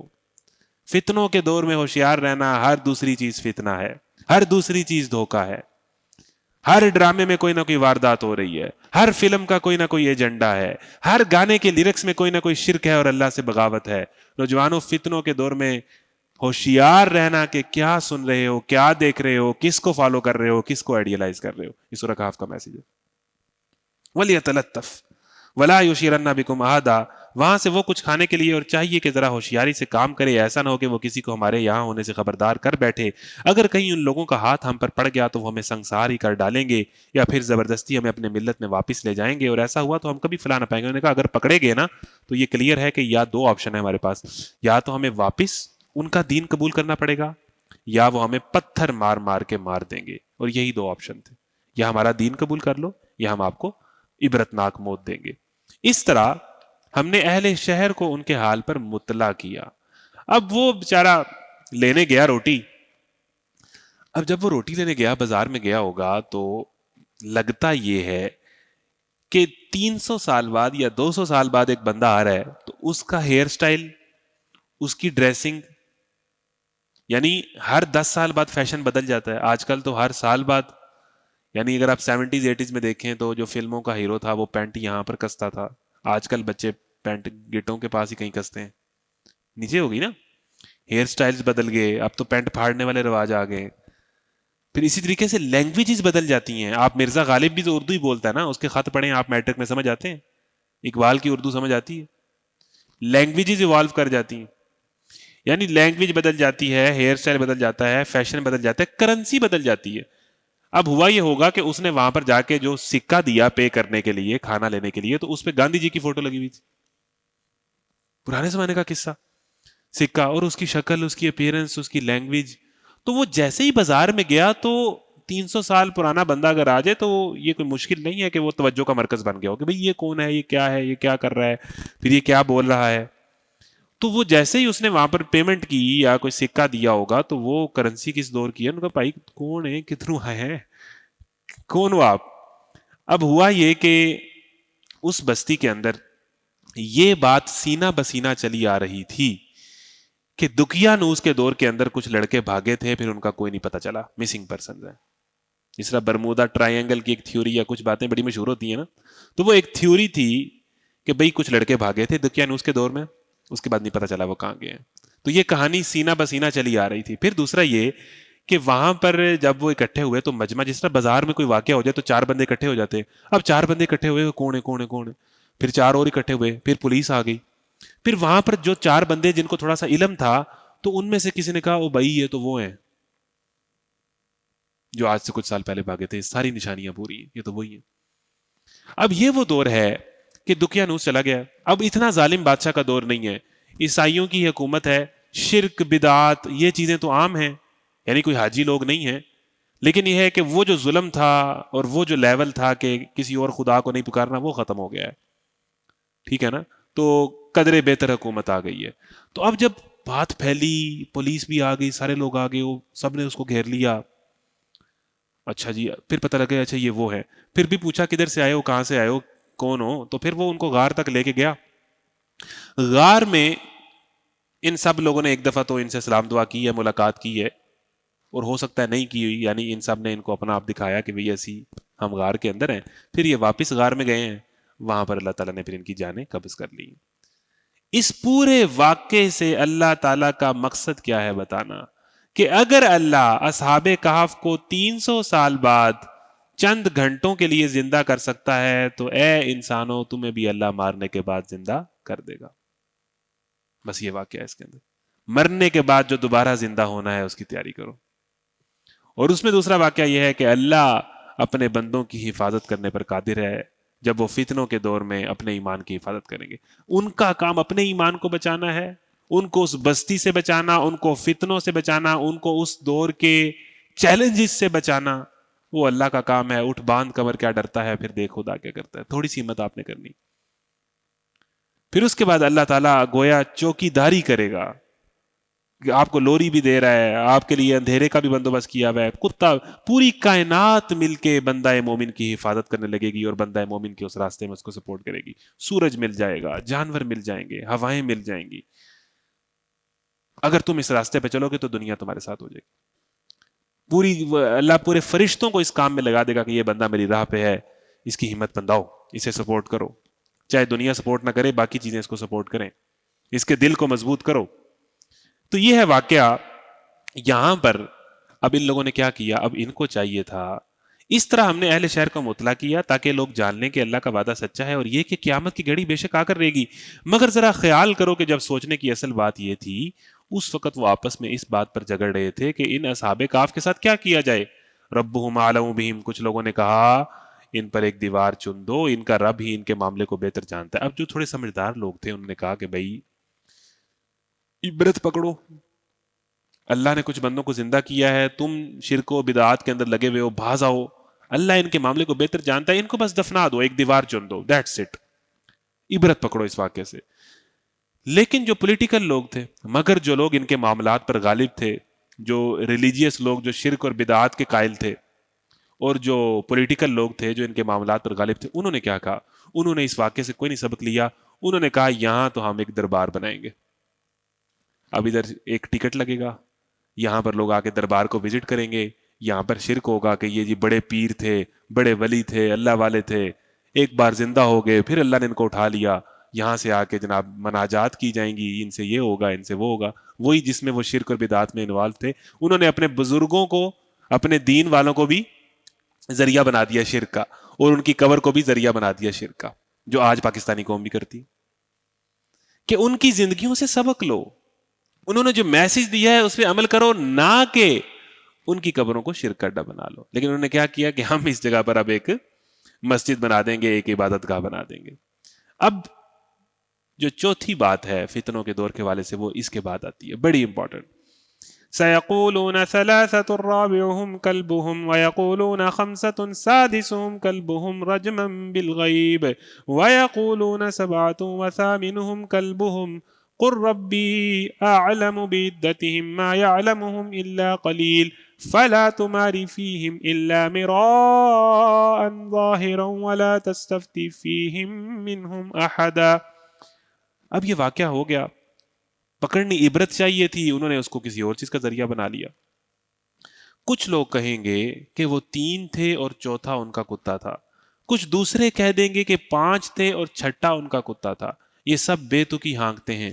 کچھ اور لوگ کہتے ہیں کہ 7 تھے اور 8واں ان کا کتا تھا، کہو میرا رب ہی بہتر جانتا ہے کہ وہ کتنے تھے، کم ہی لوگ ان کی صحیح تعداد جانتے ہیں، بس تم سرسری بات سے بڑھ کر ان کی تعداد کے معاملے میں لوگوں سے بحث نہ کرو اور نہ ان کے متعلق کسی سے پوچھو۔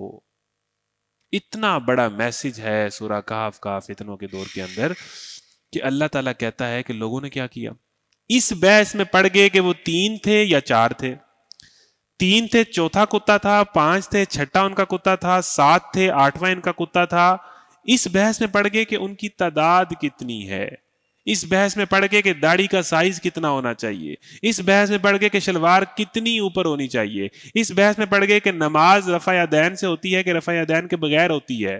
فتنوں کے دور کے اندر اللہ تعالیٰ بتا رہا ہے کہ لوگ دین سے میسج نہیں لیں گے بلکہ دین کو بحثوں کا ذریعہ بنا دیں گے۔ سورہ کہف۔ ابھی آپ کوئی ایک رمضان ٹرانسمیشن کھول کے دیکھیں، 4 مولوی بٹھاتے ہیں، چاروں ایک مسلک کے نمائندے ہیں اور ان کو آپس میں لڑاتے ہیں، یہی ہو رہا ہے۔ اور صرف یہ رمضان، جو کوئی رمضان ٹرانسمیشن میں وہ سکرپٹڈ کوئی نہ کوئی ایسی حرکت کرنا، 2 مولویوں کو آپس میں لڑانا تاکہ ویڈیو وائرل ہو جائے، کیونکہ جب لڑیں گے تو بحث کریں گے تو یہ پاکستانی قوم ہی ایسی ہے کہ اس کو یہ تو نہیں چاہیے کہ رمضان میں روزے رکھنے ہیں، ان کو یہ چاہیے کہ 2 مولویوں میں جیتا کون ہے، بس ویڈیو وائرل۔ کیا آپ محسوس کر رہے ہیں کہ ہم فتنے کے دور میں، اللہ تعالیٰ نے کلیئر کر دیا کہ فتنوں کے دور میں لوگ لیسن نہیں لیں گے۔ ہم دین کی کسی بات کو صرف بحثوں کا، کہ حنفیوں کی نماز ٹھیک ہے کہ وہابیوں کی نماز ٹھیک، ٹوپی پہن کے ہوتی ہے کہ نہیں ہوتی، ابھی رمضان کی بہت بڑی بحث جو اس ٹائم سوشل میڈیا کی زینت ہے، اور ہم جتنی مرضی ویڈیو لگا دیں شاید وائرل نہ ہو، لیکن آج اگر ہم ویڈیو لگائیں کہ تراویاں 8 ہونی چاہیے کہ 20 ہونی چاہیے، 8 تراویاں ٹھیک ہیں 20 اس طرح غلط ہیں، ویڈیو وائرل۔ کیا سننا چاہتے؟ پڑھ لو تراوی 8 پڑھ لو، 20 پڑھ لو، پڑھو، نماز رفع یدین والی پڑھ لو، دوسری پڑھ لو، پڑھو تو صحیح، لیکن نہیں، اس میں انٹرسٹ نہیں ہے، نماز نہیں پڑھنی، نماز کس طرح پڑھنی ہے اس میں بحث کریں آپ۔ خود وہ فجر کی نماز نہیں پڑھتا جو اس کو فالو کر رہا ہے اس بحث کو۔ تو کیا ہے دین؟ دین جو آپ دیکھ رہے ہیں، جو سوشل میڈیا پہ ویڈیو وائرلز ہو رہی ہیں، یا جو یوٹیوب پہ موضوعات آپ دیکھ رہے ہیں، کن کو لوگ کس ٹاپک کو سرچ کرتے ہیں؟ وہی صحابہ کے اختلافات، کب لڑائی ہوئی، کیسے لڑائی ہوئی، جنگ میں کیا ہوا، تلک امت قد خلت۔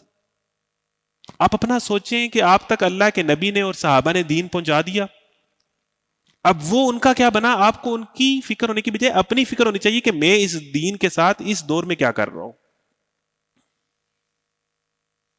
تو لوگ قرآن سے، دین سے لیسن نہیں لیں گے بلکہ بحث کا ذریعہ بنائیں گے، وضو کس طرح ہوتا ہے، نماز کس طرح ہوتی ہے، کون سی نماز افضل ہے، کس مسلک کے پیچھے نماز قبول ہوتی ہے، داڑھی کتنی ہونی چاہیے، یہی دین بن کے رہ جائے گا، اور اسی میں لوگ انٹرسٹ لیں گے۔ انہوں نے بھی یہی کیا کہ اصحاب کہف کے قصے سے، بدر و احد سے، تیرے سور و بدر کے باب کے میں ورق الٹ کے کر چلا گیا، اور پھر اسی طریقے سے ہمارا انٹرسٹ ٹوٹل، حضور صلی اللہ علیہ وسلم کی گال کیسی تھی، ان کی زلفیں کیسی تھی، اور پھر یہ ہے کہ اس طرح کی چیزیں ہم پوچھتے ہیں کہ جن کا ہماری نعتیں اگر آپ پڑھ لیں تو انہی چیزوں کا ذکر ہوتا ہے.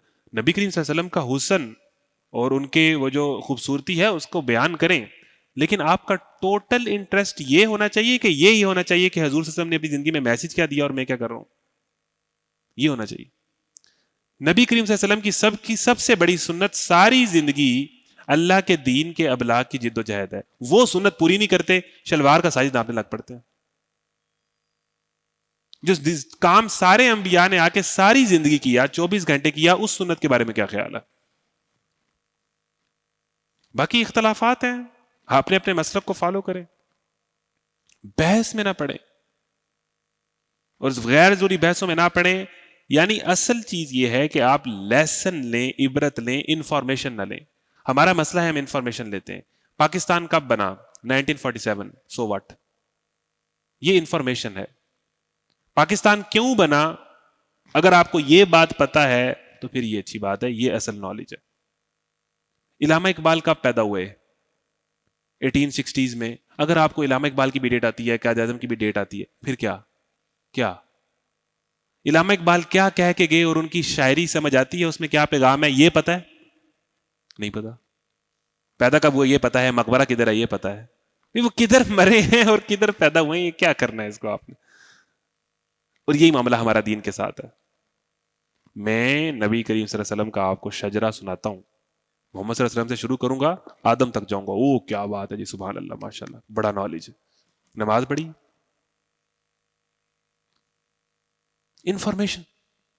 انفارمیشن پہ کٹھی کری جا رہا ہے.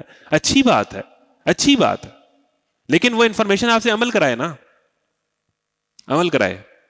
ہسٹری پہ جی اس کو بڑی گریپ ہے, اس سے آپ بحث نہیں کر سکتے. اور اس کے اخلاق کیا ہیں, اس کے کردار کیا ہیں, وہ بحث کرتے ہوئے گالیاں دیتا ہے, پھر دین کدھر گیا؟ تو فتنوں کے دور میں نوجوانوں بحثوں سے بچنا ہے, مسلکی مسائل اور اختلافات سے بچنا ہے. دین بڑا کلیئر ہے, اس راستے پہ چلنا ہے. اللہ تعالیٰ نے یہ بات بتا کے کہ لوگ بحثوں میں پڑ جائیں گے تو تم لوگوں کو کیا لیسن ہے, لوگوں سے بحث نہ کرو, نہ ان کے متعلق کسی سے کچھ. تمہارا موضوع بحث یہ ٹاپکس نہیں ہونی چاہیے, تمہارا موضوع بحث یہ ٹاپک ہونی چاہیے کہ نماز پڑھو, نماز نہیں پڑھ رہے لوگ. پہلا سوال یہ نہیں ہوگا کہ جو ہے وہ نماز میں ہاتھ یہاں باندھے تھے کہ یہاں باندھے تھے, پہلا سوال یہ ہوگا کہ نماز پڑھی تھی کہ نہیں پڑھی تھی. باقی اپنے اپنے مسلک کو فالو کریں, جو نبی صلی اللہ علیہ وسلم کا طریقہ ہے اس کو فالو کریں. اور دیکھو, کسی چیز کے بارے میں کبھی یہ نہ کہا کرو کہ میں کل یہ کام کر دوں گا, تم کچھ نہیں کر سکتے الا یہ کہ اللہ چاہے. یعنی انشاءاللہ کہنا چاہیے, اور انشاءاللہ تب کہنا چاہیے جب آپ کا کام کرنے کا ارادہ ہو. پاکستان میں تو یہ ہوتا ہے نا کہ نہ جب کرنا ہوتا ہم کہتے ہیں جی انشاءاللہ. اگر بھولے سے ایسی بات زبان سے نکل جائے تو فوراً اپنے رب کو یاد کرو اور کہو امید ہے کہ میرا رب اس معاملے میں رشد سے قریب تر بات کی طرف میری رہنمائی فرما دے گا. اور وہ اپنے غار میں 300 سال رہے, اور کچھ لوگ 9 سال اور بڑھ گئے. یعنی کچھ کہتے ہیں 300 سال رہے, کچھ کہتے ہیں 309 سال رہے. کوئی بھی عمر کنفرم نہیں ہے کتنے سال رہے. اللہ نے آگے کہہ دیا تم کہو اللہ ہی ان کی قیام کی مدت زیادہ جانتا ہے, آسمانوں اور زمین کے سب پوشیدہ حوال اسی کو معلوم ہے. یعنی اس سے لینا کیا کہ وہ کتنے سال سوئے, 300 تھے, 309 تھے, 220 تھے, اور اس سے کیا لینا کہ وہ کتنے تھے, وہ کیا کر کے گئے, ان کی زندگی کیا تھی, اس سے کیا میسج ہے, وہ میں اور آپ سمجھتے ہیں اور اپنی زندگیوں کو اس کے مطابق کرتے ہیں. بس یہ ہوتا ہے دین کے ہر واقعے سے. وہی والا کہ حضرت یوسف کی پھر زلیخا سے شادی ہوئی تھی کہ نہیں ہوئی تھی, یہ سوال, یہ کوئی سوال نہیں ہے. اور ہم سورہ یوسف کے ٹاپک میں ڈسکس کر لیں گے. یہ آپ نے یہ اندر سے نکالا ہے, پورے میسج سے آپ نے کیا نکالا ہے؟ ہدایت نکالیں, ہدایت کہ انہوں نے کس طرح زندگی گزاری اور کس طرح انہوں نے فتنوں کا مقابلہ کیا, یہ نکالیں قرآن سے. ہدی للمتقین, اس میں متقین کے لیے ہدایت ہے, اور جو متقی نہیں ہے ان کے لیے اسی قرآن میں گمراہی ہے, وہ اسی قرآن کو پڑھ کے گمراہ ہو جائیں گے. پھر اس کے بعد سورہ کہف کو اگر ہم سیمرائز کریں تو نوجوانوں اس میں 5-6 چیزیں آتی ہیں. نمبر 1 کہ وہ نوجوان غور و فکر کر کے ایک بہت ہی برے زمانے میں, برے دور میں, جہاں پر اللہ کا نام لینا موت کو دعوت دینا تھا, انہوں نے غور و فکر کیا, لاجک سے کام لیا, کویسچننگ کی, اور ان کو ہدایت تک ان کی ایکسیس ہو گئی. ہدایت کے لیے ایفرٹ, سٹرگل اور ٹائم نکالا نالج حاصل کرنے کے لیے, علم دین حاصل کرنے کے لیے. یعنی انہوں نے سٹرگل کیا, وہ بندے کو ڈھونڈا جس کو دین کا پتہ تھا, دائیں بائیں چکر لگائے, لوگوں سے ملے کہ کس سے دین سیکھ سکتے ہیں. یعنی انہوں نے ایفرٹ پٹ کی, ٹائم سپینڈ کیا, پھر جب انہیں بندہ مل گیا کہ جس سے وہ دین سیکھ سکتے ہیں, پھر اس کو اپنی ساری روٹین قربان کر کے اس کے لیے ٹائم نکالا. اور علم دین حاصل کرنے کے لیے ٹائم نکالیں, یونیورسٹی ہے, یہ ہے, وہ ہے, اور اس یونیورسٹی کے لیے آپ فیسیں بھر رہے ہیں سیمیسٹروں کی, اور فری دین نہیں آپ لینا چاہ رہے. اور یہ 1 مہینے میں سمجھ آ جاتا ہے اگر صحیح مہینے میں نکالا ہو. جی مجھے پتہ ہی نہیں ہے, دین بڑا مشکل ہے. تو پڑھتے کیوں نہیں ہو؟ الجبرا تمہیں سمجھ آتا ہے, تھیورمز تمہیں سمجھ آتے ہیں, اسلام کی تو سمجھ نہیں آتی. جی بڑا مشکل ہے, کس مسلک کی مانے کس کی نہ مانے, میں تو بڑی ریسرچ کی ہے, مجھے نہیں پتہ چل رہا. اسی بندے کو GTA کے کوڈ لگانے آتے ہیں, اسی بندے کو VPN لگانا آتا ہے, اسی بندے کو بائک پہ ویلنگ کرنی آتی ہے. یہ کیسے آ گیا تمہیں؟ یہ سارے کام آپ کو کرنے آتے ہیں.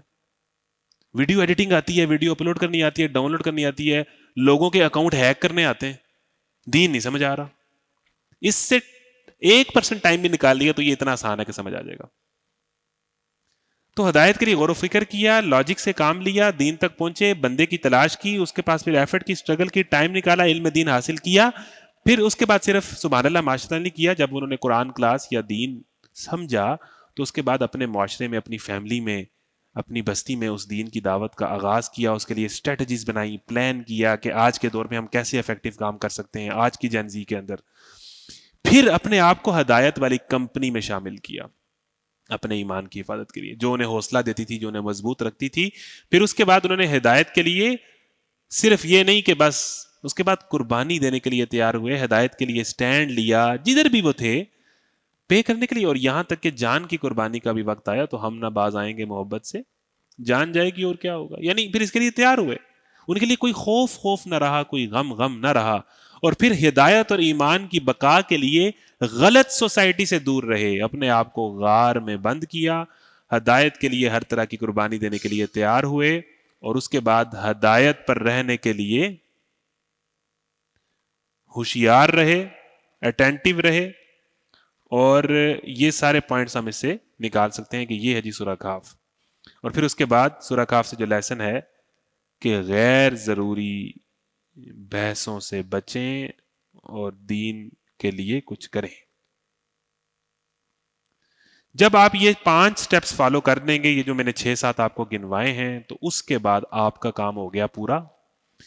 اب پوری کائنات کے ذریعے سے آپ کی حفاظت کرنا, آپ کو ہدایت کے رستے پر کامیابی سے حوصلے سے چلانا, آپ کو اچھے لوگ دینا, آپ کو اچھے لوگوں کی کمپنی کا ملنا, اور آپ کا ہدایت پر رہتے رہنا, اور پھر آپ کا لوگوں کے لیے مثال بن جانا. یہ بہت سارے کام اللہ کے ہیں, پھر آپ اللہ پہ چھوڑ دیں. آپ کا کام ہے یہ 6 سٹیپ پورے کریں, اگلے 6 سٹیپ اللہ پورے کر دے. اللہ نے آپ سے ان 6 چیزوں کا امتحان لینا ہے, اس کے بعد اللہ تعالیٰ پہ چھوڑ دیں. پھر اس کے بعد فیو پیپل, یہ ہے ہمارا سب سے اہم لیسن. اور دوسرا لیسن ہے ینگسٹرز اور کنیکشن ود قرآن.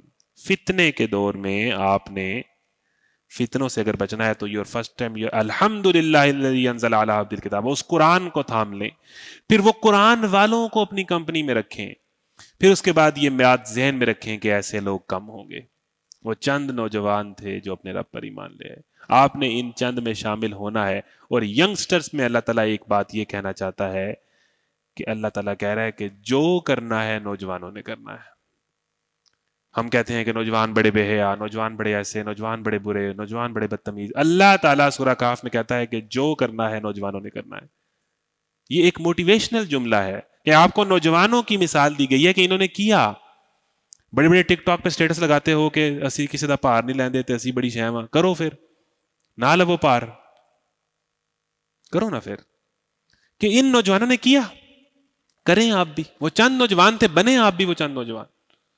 تو اللہ تعالیٰ کی طرف سے لیسن ہے کہ یہ کام کرنا نوجوانوں نے ہی ہے. ہر دور میں کچھ نوجوان ہی یہ فیصلہ کریں گے. خال اس قوم میں اب تک نظر آتے ہیں, وہ کرتے ہیں اشک سحرگاہی سے جو ظالم وضو. کچھ ہیں اگر جواں ہوں میری قوم کے یورو قصور, کلندری میری کچھ کم سکندری سے نہیں. تو یہ والی بات ہے کہ اس قوم کو شمشیر کی حاجت نہیں رہتی ہو جس کے جوانوں کی خودی صورت فولاد. یہ ہے جی سورہ کہف. اب جو ہمارے اگلے 15 سے 20 منٹ ہیں اس میں نے آپ کو ایک چھوٹی سی کہانی پڑھانی ہے کہ قرآن میں جن 4 فتنوں کا ذکر ہے سورہ کہف میں وہ کیا ہے. آگے جو کہانی ہے نا وہ بڑی امپورٹنٹ ہے. ہم نے یہاں پر اچھی کمپنی کی بات کی, اچھے دوست کی بات کی. اللہ تعالیٰ اگلی کہانی بیان کرتا ہے دو دوستوں کی کہانی ہے. وَاضْرِبْ لَهُم مَّثَلَ الرَّجُلَيْنِ جَعَلْنَا لِأَحَدِهِمَا جَنَّتَيْنِ مِنْ أَعْنَابٍ وَحَفَفْنَاهُمَا بِنَخْلٍ وَجَعَلْنَا بَيْنَهُمَا زَرْعًا. یہ سورہ کہف کا ہی اگلا رکوع ہے.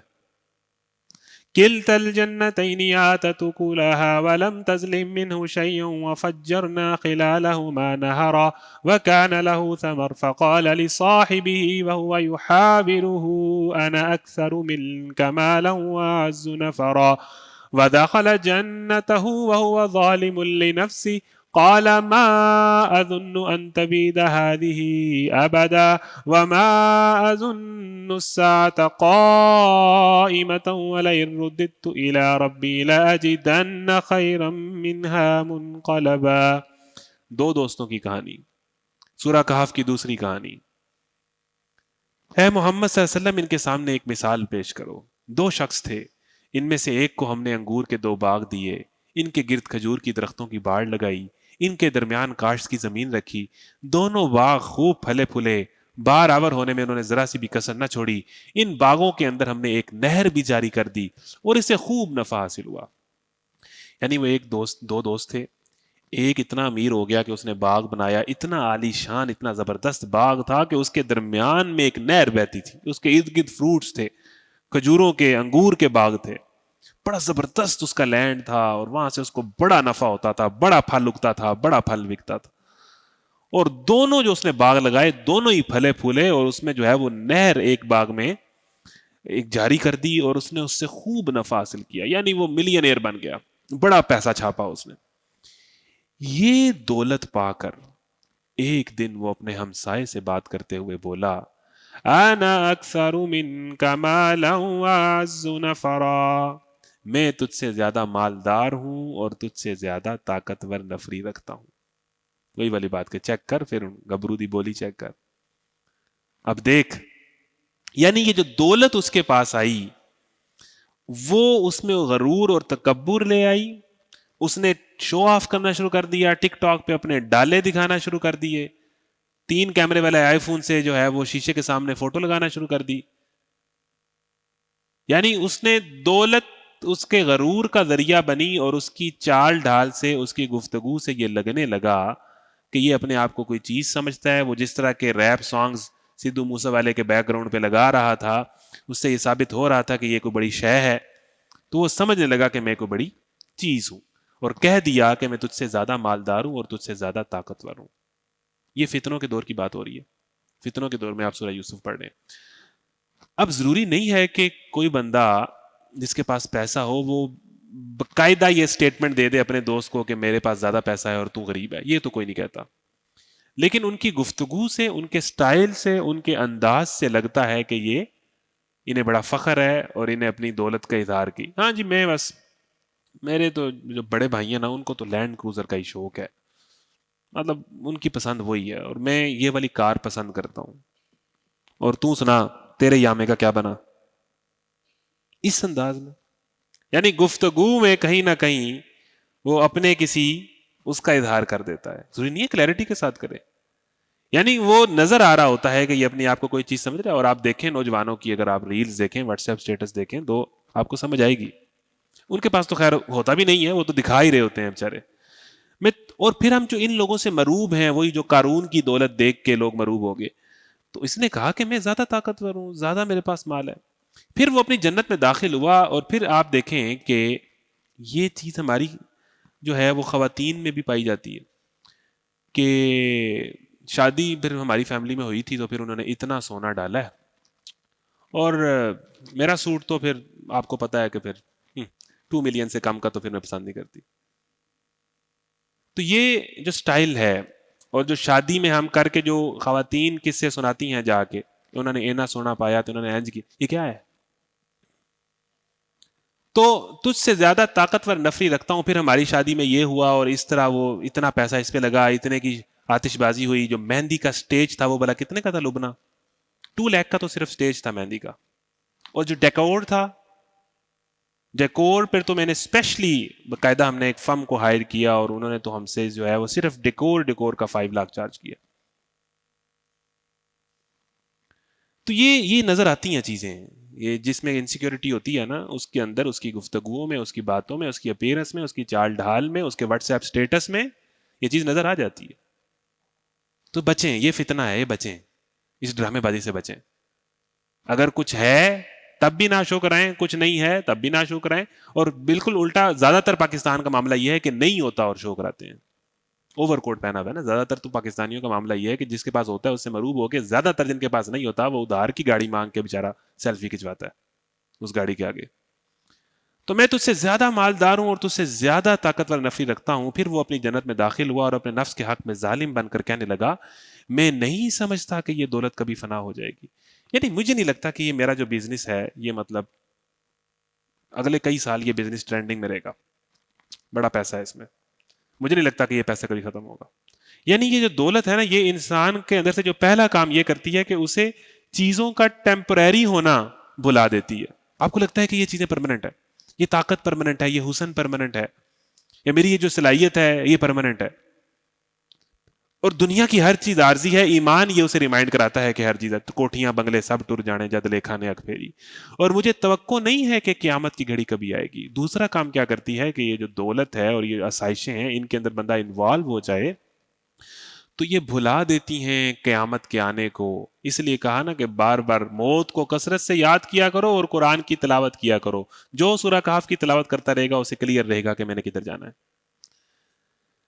تاہم اگر مجھے کبھی اپنی رب کے حضور پلٹایا بھی گیا تو ضرور اس سے زیادہ شاندار جگہ پاؤں گا. دیکھو اگر مجھے اللہ نے، تجھے تو کچھ ملا نہیں، اللہ نے مجھے دنیا میں اتنا کچھ دے دیا ہے، تو مجھے نہیں لگتا کہ ایک تو یہ دولت ختم ہوگی. دوسرا یہ ہے کہ اگر میں مر بھی گیا تو میں، اگر اللہ نے مجھے دنیا میں اتنا نوازا ہوا ہے تو اللہ تعالیٰ آخرت میں بھی نوازے گا. مجھے نہیں لگتا کہ میں اگر دنیا میں یہ سب کسی وجہ سے ڈیزرو کرتا ہوں تو مجھے بعد میں بھی ملے گا. اور آپ یہ دیکھتے ہیں کہ بہت سارے لوگ جنہوں نے حرام کے ذریعے سے اتنا کچھ کما لیا ہوتا ہے، ان سے جب آپ کہیں گے اللہ کا شکر ہے، الحمدللہ ھذا من فضل ربی، اللہ نے بڑا کرم کیتا ہے، کہتے ہیں لوگ کہتے ہیں. اللہ کا نام تو لینا ہی ہوتا ہے پھر. اللہ کا فضل ہے جی. یہ تو زیادہ تر سیاست دان، زیادہ تر حرام خور لوگ تو زیادہ کہتے ہیں اللہ نے بڑا کرم کیتا ہے جی، الحمدللہ اللہ کا احسان ہے. تو اگر میں اس کے بعد بھی، اگر اللہ نے مجھے دنیا میں اتنا دیا ہے تو آگے بھی یہی ہوگا میرے ساتھ. اس کے ہمسائے نے، اس کے دوست نے جو اس کے ساتھ تھا، اس سے گفتگو کرتے ہوئے کہا کیا تو کفر کرتا ہے اس ذات سے جس نے تجھے مٹی سے اور پھر نطفے سے پیدا کیا اور تجھے پورا آدمی بنا کے کھڑا کیا؟ یعنی تو نطفے سے پیدا ہوا ہے، خون کے گندے قطرے سے پیدا ہوا ہے، تو کیوں آکڑ دکھا رہا ہے؟ وہی والی بات ہے کہ اتو لے کے تھلے ویکھاں تیرے جسے ولے ویکھاں کیڑی شہدی آکڑ بندیا کی ہے تیرے پلے ویکھاں. یعنی خون کے قطرے سے پیدا ہونے والا آدمی جسے واش روم کی حاجت ہوتی ہے، وہ کیسے غرور کر سکتا ہے؟ انسان اپنی پیدائش میں نہیں دیکھتا فائدہ ہوا خصیم و مبین، اور پھر یہ بڑے ہو کے جھگڑالو بن گیا ہے، آکڑ دکھاتا ہے. تو ایک پورا آدمی بنا ہے، تو نے کیا تو کفر کرتا ہے اس اللہ کا؟ رہا میں، اگر تو مجھے ثابت کرنا چاہ رہا ہے کہ میں رہ گیا ہوں، میں کامیاب نہیں ہوا، میں دنیا میں پیچھے رہ گیا ہوں، تو میرا رب تو وہی اللہ ہے، جو تیرا رب ہے وہی میرا رب ہے. میں تو اس کے ساتھ کسی کو شریک نہیں کرتا، چاہے غربت ہے چاہے جیسے بھی حالات ہیں. اور تجھے یہ چاہیے تھا جب تو اپنی جنت میں، یعنی اپنے باغ میں جو اس کے پاس تھا، اس میں داخل ہو رہا تھا، اس وقت تیری زبان سے یہ کیوں نہ نکلا کہ ماشاء اللہ لا قوت الا باللہ. آپ کو جو اللہ نے دیا ہے اس پہ آپ خود کوئی پھڑ نہ ماریں، بلکہ آپ سارا کریڈٹ اللہ کو دیں کہ یہ جو کچھ ہوا ہے اللہ کے ذن سے ہوا ہے، اور اللہ جب چاہے گا اس سے چھین لے گا. میرا کام یہ ہے کہ میں اس پہ اللہ کا شکر ادا کروں. تجھے یہ کہنا چاہیے تھا. اگر تو مجھے مال اور اولاد میں اپنے سے کم تر پا رہا ہے تو بعید نہیں کہ میرا رب مجھے تیری جنت سے بہتر عطا فرما دے، اور تیری جنت پر آسمان سے کوئی ایسی آفت بھیج دے جس سے وہ صاف میدان بن کر رہ جائے یا اس کا پانی زمین میں اتر جائے اور پھر تو کسی کو نہ نکال سکے. یہ وہ بات کر ہی رہا تھا کہ آخر کار یہ ہوا کہ آندھی آئی، اس کا سارا باغ تباہ و برباد ہو گیا، سارا ثمرہ مارا گیا، اور اپنے وہ انگوروں کے باغ کو ٹٹیوں پر الٹا پڑا دیکھ کر اپنی لگائی ہوئی لاگت پر ہاتھ ملتا رہ گیا اور کہنے لگا کاش میں نے اپنے رب کے ساتھ کسی کو شریک نہ ٹھہرایا ہوتا. نہ ہوا اللہ کو چھوڑ کر اس کے پاس کوئی جتھا کہ اس کی مدد کرتا، اور نہ کر سکا وہ آپ ہی اس آفت کا مقابلہ. اس وقت معلوم ہوا کہ کارسازی کا اختیار خدائے برحق کے لیے ہے. انعام وہی بہتر ہے جو وہ بخشے اور انجام وہی بخیر ہے جو وہ دکھائے. اللہ تعالیٰ نے سورہ کہف میں فتنوں کے دور میں یہ دولت والا واقعہ کیوں ایڈ کیا؟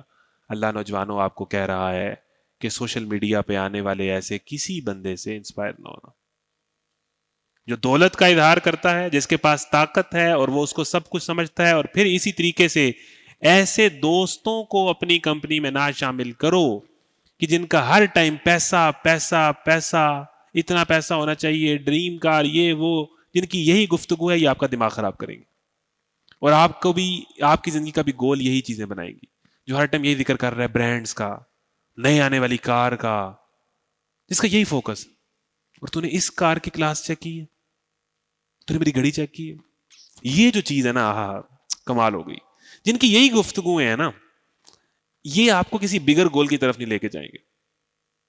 اور جو انہی بنیادوں پر لوگوں کو جج کرتے ہیں کہ بوٹ کون سے پہنے ہوئے ہیں, گھڑی کون سی پہنی ہوئی ہے, اور یہ شرٹ اس نے کون سے برانڈ کی لی ہوئی ہے, اور کس گاڑی پہ آیا ہے, اس طرح کی سوچ اللہ کو بلاتی ہے, آخرت کی یاد کو بلاتی ہے. اس طرح کی کمپنیوں سے بچو, اس طرح کے لوگ, کیونکہ قرب قیامت میں بہت بڑا فتنہ. یہ آج کیوں ہے فیملی ولاگرز اور ان سب لوگوں کی اتنی زیادہ فین فالوئنگ؟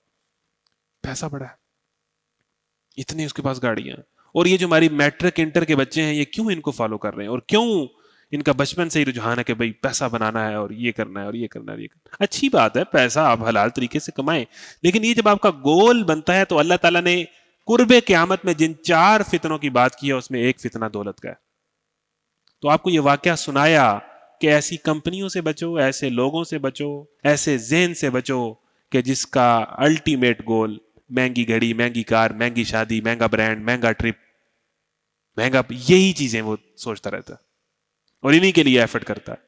پھر اللہ تعالیٰ نے یہ واقعہ سنا کے بڑی خوبصورت آیت ہے جو میری بڑی فیورٹ ہے, وَاضْرِبْ لَهُمْ مَثَلَ الْحَيَاةِ الدُّنْيَا كَمَاءٍ أَنزَلْنَاهُ مِنَ السَّمَاءِ فَاخْتَلَطَ بِهِ نَبَاتُ الْأَرْضِ فَأَصْبَحَ هَشِيمًا تَذْرُوهُ الرِّيَاحُ. لوگوں جیسے اس کا باغ اجڑ گیا, دنیا کی زندگی بھی مثال یہی ہے. حیات دنیا کی حقیقت کو ان کو اس مثال سے سمجھاؤ کہ آج ہم نے آسمان سے پانی برسایا تو زمین گھنی ہوگی, اور کل وہی نباتات بھوس بن کر رہ جائے گی جسے ہوائیں اڑائے لیے پھریں گی. یہ ٹوٹل زندگی کی کہانی ہے کہ اللہ اس کو چٹیل میدان, بڑے بڑے محل, بڑے بڑے نیٹ ورکس گر جائیں گے, جو چیز اینڈ پر کام آئے گی وہ کیا ہے؟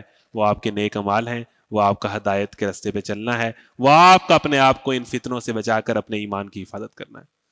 وہ چند تو اس لیے ان نوجوانوں سے, ان ولاگر سے, ان سیلیبریٹیز سے, ان لوگوں سے متاثر ہو جو اصحاب کہف کے راستے پر ہیں, نہ کہ ان سیلیبریٹیز سے متاثر ہو کہ جو دولت کا اظہار کرتے ہیں اور جن کا پرائم گول دولت ہے. نوجوانوں, المال والبنون زینت الحیات الدنیا, المال والبنون زینت الحیات الدنیا. فیوریٹ آیت ہے میری یہ سورہ کہف سے.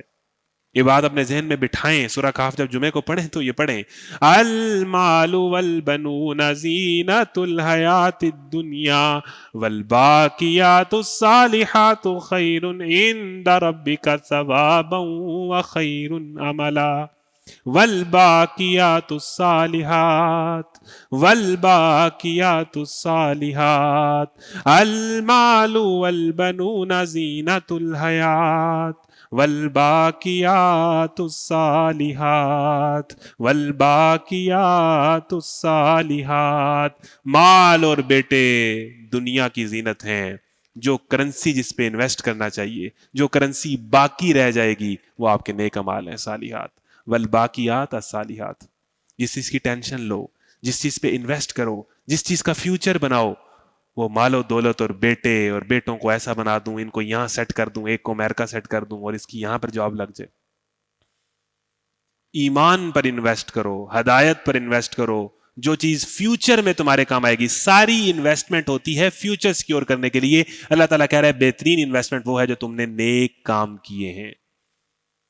صالحات پہ انویسٹ کرو. المال والبنون زینۃ الحیات والباقیات الصالحات والباقیات الصالحات خیر عند ربک ثوابا وخیر عملا.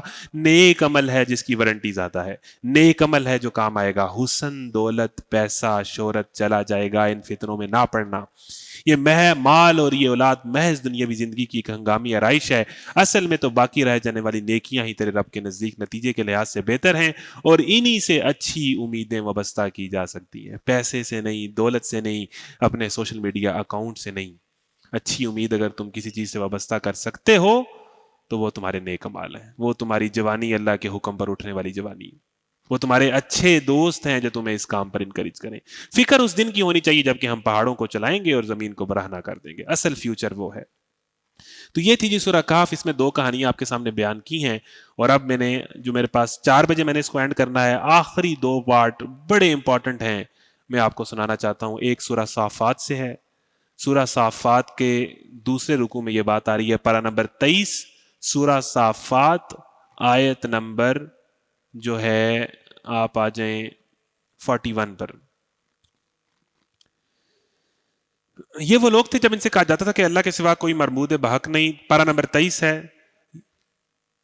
حالانکہ وہ حق لے کر آیا تھا اور اس نے رسولوں کی تصدیق کی تھی, تم لازماً دردناک سزا کا مزہ چکھنے والے ہو, اور تمہیں جو, یہ کون بات کر رہا ہے بھائی, اور تمہیں جو بدلہ بھی دیا جا رہا ہے انہی اعمال کا دیا جا رہا ہے جو تم کچھ کرتے رہے ہو. مگر اللہ کے چیدہ بندے اس انجام سے محفوظ ہوں گے. ان کے لیے جانا بوجھا رزق ہے, ہر طرح کی لذیذ چیزیں ہیں, اور نعمت بری جنتے ہیں جن میں وہ عزت کے ساتھ رکھے جائیں گے. تختوں پر آمنے سامنے بیٹھے ہوں گے, شراب کے چشموں سے ساغر بھر بھر کے ان کے درمیان پھرائے جائیں گے. یعنی کسی کو لگتا ہے کہ اللہ کے دین پر چلنے والی زندگی بورنگ زندگی ہے, اس میں کوئی انٹرٹینمنٹ نہیں ہے, کوئی پارٹی نہیں ہے, کوئی مزہ نہیں ہے, تو ہم اسے یہ کہیں گے ساری پارٹی ادھر ہے. الٹیمیٹ کیا ہے؟ شراب کے چشموں سے ساغر بھر بھر کے ان کے درمیان پھرائے جائیں گے. چمکتی ہوئی شراب جو پینے والوں کے لیے لذت ہوگی, نہ ان کے جسم کے اس سے کوئی ضرر ہوگا, نہ ان کی عقل اس سے خراب ہوگی, یعنی یہ دنیا کی شراب سے مختلف ہوگی. ان کے پاس نگاہیں بچانے والی خوبصورت آنکھوں والی عورتیں ہوں گی, یعنی حوروں کا ذکر ہے. اچھا, آپ حیران ہوں گے کہ ہمارے ذہن میں آتا ہے کہ وہ کوئی جو ہے نا بیچ ہوگا اور وہاں پر آدھے کپڑے والی حوریں پھر رہی ہوں گی, اور وہ کوئی بالی ووڈ کا گانا چل رہا ہوگا. اللہ تعالیٰ نے جب جنتی عورت کی بھی صفات بیان کی ہے, کیا بیان کی ہے؟ اس کی آنکھ میں حیا ہوگی, یعنی جس کی آنکھ میں حیا ہوتی ہے اس کے جسم میں تو حیا ہوتی ہے, یعنی وہ بڑی ماڈسٹ ہوگی, شرم و حیا کا پیکر ہوگی. تو اللہ تعالیٰ نے جنتی عورت کا بھی پہچان شرم و حیا کا پیکر ہی بتایا, اور جو دنیا میں جس چیز عورت کا ذکر کیا ہے قرآن میں حضرت موسیٰ کی بیوی ہے حضرت مریم کا, وہ حیا سے کیا ہے. آپ کی پہچان یہ ہے. ان کے پاس نگاہیں بچانے والی خوبصورت آنکھوں والی عورتیں ہوں گی, ایسی نازک جیسے انڈے کے چھلکے کے نیچے چھپی ہوئی جھلی. پھر وہ ایک دوسرے کی طرف متوجہ ہو کر حالات پوچھیں گے. ان میں سے ایک کہے گا, دنیا میں, سبحان اللہ, نوجوانوں سنیے گا, دنیا میں میرا ایک دوست تھا, دنیا میں میرا ایک دوست تھا. جب وہ جنت میں چلے جائیں گے نا تو جنتی آپس میں بات کریں گے. وہ کہے گا میرا ایک دوست ہوتا تھا, دنیا میں میرا ایک ہم نشین تھا جو مجھ سے کہا کرتا تھا, کیا تم بھی تصدیق کرنے والے ہو؟ کیا ہم واقعی مر جائیں گے اور مٹی ہو جائیں گے اور ہڈیوں کا پنجر بن جائیں گے تو ہمیں جزا و سزا دی جائے گی؟ دنیا میں میرا ایک دوست تھا, میری یونیورسٹی میں ہی ہوتا تھا, بڑے لبرل خیالات کا مالک تھا, بڑا ایتھیسٹ قسم کا تھا. وہ مجھے کہتا تھا مطلب تم مولوی ہو, مطلب کیا مطلب نماز پڑھتے ہو, مطلب تم کو گرل فرینڈ نہیں بناتے. وہ مجھ سے اس طرح کی باتیں کرتا تھا. یعنی میری ہی ورک پلیس پہ, میری ہی یونیورسٹی میں میرا ہی کلاس فیلو تھا, میرے ساتھ اس کا وقت گزرا ہے, اور وہ اس طرح کی باتیں کرتا تھا. آپ حیران ہوں گے کہ میرا اس کے ساتھ دنیا میں وقت گزرا ہے اور وہ اس طرح کی باتیں کرتا تھا. اسے آواز آئے گی, اب کیا آپ لوگ دیکھنا چاہتے ہیں کہ یہ جو آپ کا اس طرح کا دوست تھا وہ کدھر ہے, وہ صاحب اب کہاں ہیں؟ یہ کہہ کر جو ہی وہ جھکے گا تو جہنم کی گہرائی میں اس کو دیکھ لے گا. آپ کا اپنا دوست جو اس راستے پہ نہیں ہے, جو بے حیائی بدکاری میں انوالو ہے, فکر کریں اس کی, فکر کریں. وہ جھکے گا اور اسی دوست کو جس کا اس کا دنیا میں ساتھ وقت گزرا ہے, جو اسے کہتا تھا کہ تم کیڑے کام لگ گئے ہیں, وہ اس کو جہنم کی گہرائی میں دیکھے گا اور اس سے خطاب کر کے کہے گا, خدا کی قسم تو مجھے تباہ کر دینے والا تھا, میرے رب کا فضل شامل حال نہ ہوتا تو آج میں بھی ان لوگوں میں سے ہوتا جو پکڑے ہوئے آئے ہیں. یعنی تیرے ساتھ اگر میں یونیورسٹی میں مل جاتا تیرے ہی کاموں کے اندر تمہیں بھی آج تیرے ساتھ ہوتا. خدا کا شکر میں نے تیری بات نہیں مانی. نوجوانوں اس ریگریٹ سے بچنے کے لیے آج ہی فیصلہ کریں. اچھا پھر وہ خوشی سے کہے گا تو کیا اب ہم مرنے والے نہیں ہیں؟ موت جو ہمیں آنی تھی وہ بس پہلے آ چکی, اب ہمیں کوئی عذاب نہیں ہوگا. یعنی یہ خوشی کے الفاظ ہیں کہ اب یہ خوشیاں ہمیشہ رہیں گی. یقیناً یہی عظیم الشان کامیابی ہے. ایسے لوگوں سے بچ جانا اور اصحاب کہف جیسی کمپنی میں اپنے آپ کو شامل کر لینا عظیم الشان کامیابی ہے. 19ویں سپارے سے میں آخری آیات لے رہا ہوں کہ فتنوں کے دور میں اپنے ایمان کو کیسے بچانا ہے. اس کے بعد میرا یہ ٹاپک اینڈ ہو رہا ہے. نوجوانوں قرآن کلاس جب گزر جائے گی پھر کیا ہوگا؟ فتنوں کے دور میں اپنے آپ کو آپ کیسے بچاؤ گے؟ سورہ کہف کا کیا لیسن ہے؟ پارہ نمبر 19 پہلا صفحہ آیت نمبر 27 کھولیں سورہ الفرقان کی. وَيَوْمَ يَعَضُّ الظَّالِمُ عَلَى يَدَيْهِ يَقُولُ يَا لَيْتَنِي اتَّخَذْتُ مَعَ الرَّسُولِ سَبِيلًا يَا وَيْلَتَا لَيْتَنِي لَمْ أَتَّخِذْ فُلَانًا خَلِيلًا یا ویلتا لیتنی لم اتخذ فلانا خلیلا. قیامت کے دن جب ظالم اپنے انجام کو پہنچ جائیں گے تو ایک بندہ اپنا ہاتھ چبائے گا. ہاتھ چبانے کا مطلب یہ ہے کہ انتہائی پزل ہوگا, انتہائی نروس ہوگا, پریشانی کے عالم میں اپنے ناخن اور ہاتھ چبائے گا اور کہے گا یہ میسج ہے سورہ کہف کا, یہ میسج ہے فتنوں کے دور میں اپنے ایمان کی حفاظت کا, یہ میسج ہے اگلا روڈ میپ کیا ہے جب قرآن کلاس ختم ہو جائے گی تو نوجوانوں 3 کام کرنے ہیں. کاش جب وہ ظالم انسان اپنا انجام دیکھے گا روز قیامت کہے گا کاش میں نے رسول کا ساتھ دیا ہوتا. جو لوگ رسول کے راستے کی بات کر رہے تھے, جو لوگ قرآن کی دعوت دے رہے تھے, کاش میں نے ان کا ساتھ دے دیا ہوتا, کاش میں نے اسی دن فیصلہ کر لیا ہوتا. دوسری بات, ہائے میری کم بختی, یا ویلتا لیتنی لم اتخذ فلانا خلیلا, ہائے میری کم بختی کاش میں نے فلانے شخص کو دوست نہ بنایا ہوتا. How to maintain the level of ایمان آفٹر رمضان. گڈ کمپنی, اور جس کے ساتھ آپ وقت گزارتے ہیں وہ آپ کی کمپنی ہوتی ہے. یہ موبائل بھی آپ کی کمپنی, اس میں کس چیز پہ وقت گزار رہے ہیں وہ آپ کی کمپنی ہے. وہ آپ کی پرسنالٹی شیپ کرتی ہے, جو آپ سنتے ہیں اور آپ دیکھتے ہیں وہ آپ کو شیپ کرتا ہے. قیامت کے دن پہلا ریگریٹ ہے کاش میں نے جو لوگ رسول کی طرف بلا رہے تھے یا رسول جو دعوت دے رہے تھے اس کو سیریس لیا ہوتا, اس کو اپنی جوانی میں سیریس اس کی بات مانی ہوتی اور بہانے نہ کیا ہوتے کہ زمانہ بدل گیا. اور ہائے میری کم بختی کاش میں نے فلانے شخص کو دوست نہ بناتا. لقد اضلنی عن الذکر بعد اذ جاءنی وَكَانَ الشَّيْطَانُ لِلْإِنسَانِ خَذُولًا. ہائے میری کم بختی کاش میں نے فلانے شخص کو دوست نہ بناتا, اس کے بہکاوے میں آ کر, اس کی باتوں میں آ کر, اس کی ایکٹیویٹیز میں شریک ہو کے, اس کا فین بن کے کہ بڑا پیارا ہے, بڑا اچھا ڈانسر ہے, بڑی لڑکیاں پھنسا لیتا ہے, اور بڑی بولڈ ہے, اور کسی سے ڈرتی نہیں ہے, اور بڑی ماڈرن ہے, اور بڑا زبردست میک اپ, ڈریسنگ اور فیشن سینس بہت اچھی ہے, اور انگلش ہی بولی جاتی ہے. اس کے بہکاوے میں آ کے, اس کی باتوں میں آ کے, اس سے انسپائر ہو کے میں نے وہ نصیحت نہ مانی جو میرے پاس آئی تھی, اس قرآن کلاس پہ فوکس نہ کیا جو میں نے اٹینڈ کی تھی. شیطان انسان کے حق میں بڑا ہی بے وفا ہے, چاہے وہ دوست کی شکل میں آئے, چاہے وہ شیطان کی شکل میں آئے. اور رسول کہیں گے, اس موقع پہ رسول کہیں گے, آخری بات ہے آج کا بیان ختم, رسول کہیں گے وقال الرسول یا رب, شکایت کریں گے رسول, اللہ کے نبی, وقال الرسول یا رب ان قوم اتخذوا هذا القرآن مہجورا. یہ ہے وہ میری قوم جنہوں نے اس قرآن کو چھوڑ دیا تھا. یا ربی ان قوم اتخذوا هذا القرآن مہجورا. فتنوں کے دور میں سورہ کہف میں ہم نے پہلی آیت کیا پڑھی؟ الحمدللہ الذی انزل علی عبدہ الکتاب. اور فتنے کے دور میں کیا ہوگا اینڈ پر؟ کہ رسول کہیں گے کہ یہ ہے وہ میری قوم جنہوں نے قرآن کو دم درود کے لیے رکھا, تعویذ کے لیے رکھا, شادی کے موقع پہ دلہن کے سر سے گزارنے کے لیے رکھا, کھولا اور سمجھا نہیں ہے, یا صرف رمضان میں اس کی تلاوت کے لیے رکھا. ایک مطلب یہ ہے حاض القرآن مہجورا, انہوں نے قرآن کو اس طرح چھوڑ دیا تھا جیسے ہجرت ہو جائے. مہجورا ہجر کہتے ہیں بہت زیادہ فاصلے کو, یعنی قرآن کا راستہ کدھر تھا اور یہ لوگ کدھر تھے, اپوزٹ ان کی زندگی تھی. قرآن سے ہجرت لاحق کر لی تھی انہوں نے, ہجر انہیں لاحق ہو گیا تھا. دوسرا یہ ہے کہ انہوں نے قرآن کا مذاق بنایا, جو قرآن کی بات کرتے تھے ان کا مذاق بنایا، قرآن کی تعلیمات کا مذاق بنایا، اپنی شادیوں میں، اپنے ایونٹس میں، اپنے یونیورسٹیز میں جو ایونٹ کرواتے تھے، جو پارٹیز کرواتے تھے، اس کے اندر جو انہوں نے حرکتیں کی، تلاوت سے شروع کرتے تھے اور اس کے بعد کیا کرتے تھے. تو اس قوم نے تو نوجوانوں فتنوں سے بچنے کا، فتنوں کے دور میں قرآن کلاس کے بعد 3 کام کرنے ہیں. جو لوگ رسول کے راستے پر چل رہے ہیں ان کا ساتھ دینا ہے، ایسی کمپنی میں آنا ہے، ایسے لوگوں کا ساتھ دینا ہے. کسی سطح پر ایسے لوگوں سے اپنا کنیکشن رکھیں، ان سے کٹ آف نہ کریں. اس دور میں یہ بڑا ضروری ہے. کسی لیول پہ ان سے کنیکشن رکھیں، وایا آن لائن، وایا سوشل میڈیا، یا ایسے کسی گروپ کے ساتھ اٹیچ. دوسرا، فتنوں کے دور میں فلانے شخص کو دوست نہ بنائیں. فلانا شخص آپ کو پتا ہے کون ہے، آپ کا اپنا ہے، جانتے ہیں. سورہ کہف کو بھی یہ لیسن ہے. آخری کام، اس قرآن کو سیریس لیں، اس کو مذاق نہ سمجھیں. اس سے کنیکشن بنائیں، اس سے مضبوط تعلق بنائیں، اس سے ہجر نہ لاحق کریں.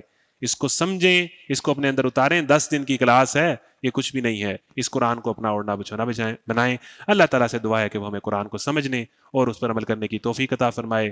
بہت شکریہ. جزاکم اللہ. السلام علیکم ورحمۃ اللہ وبرکاتہ.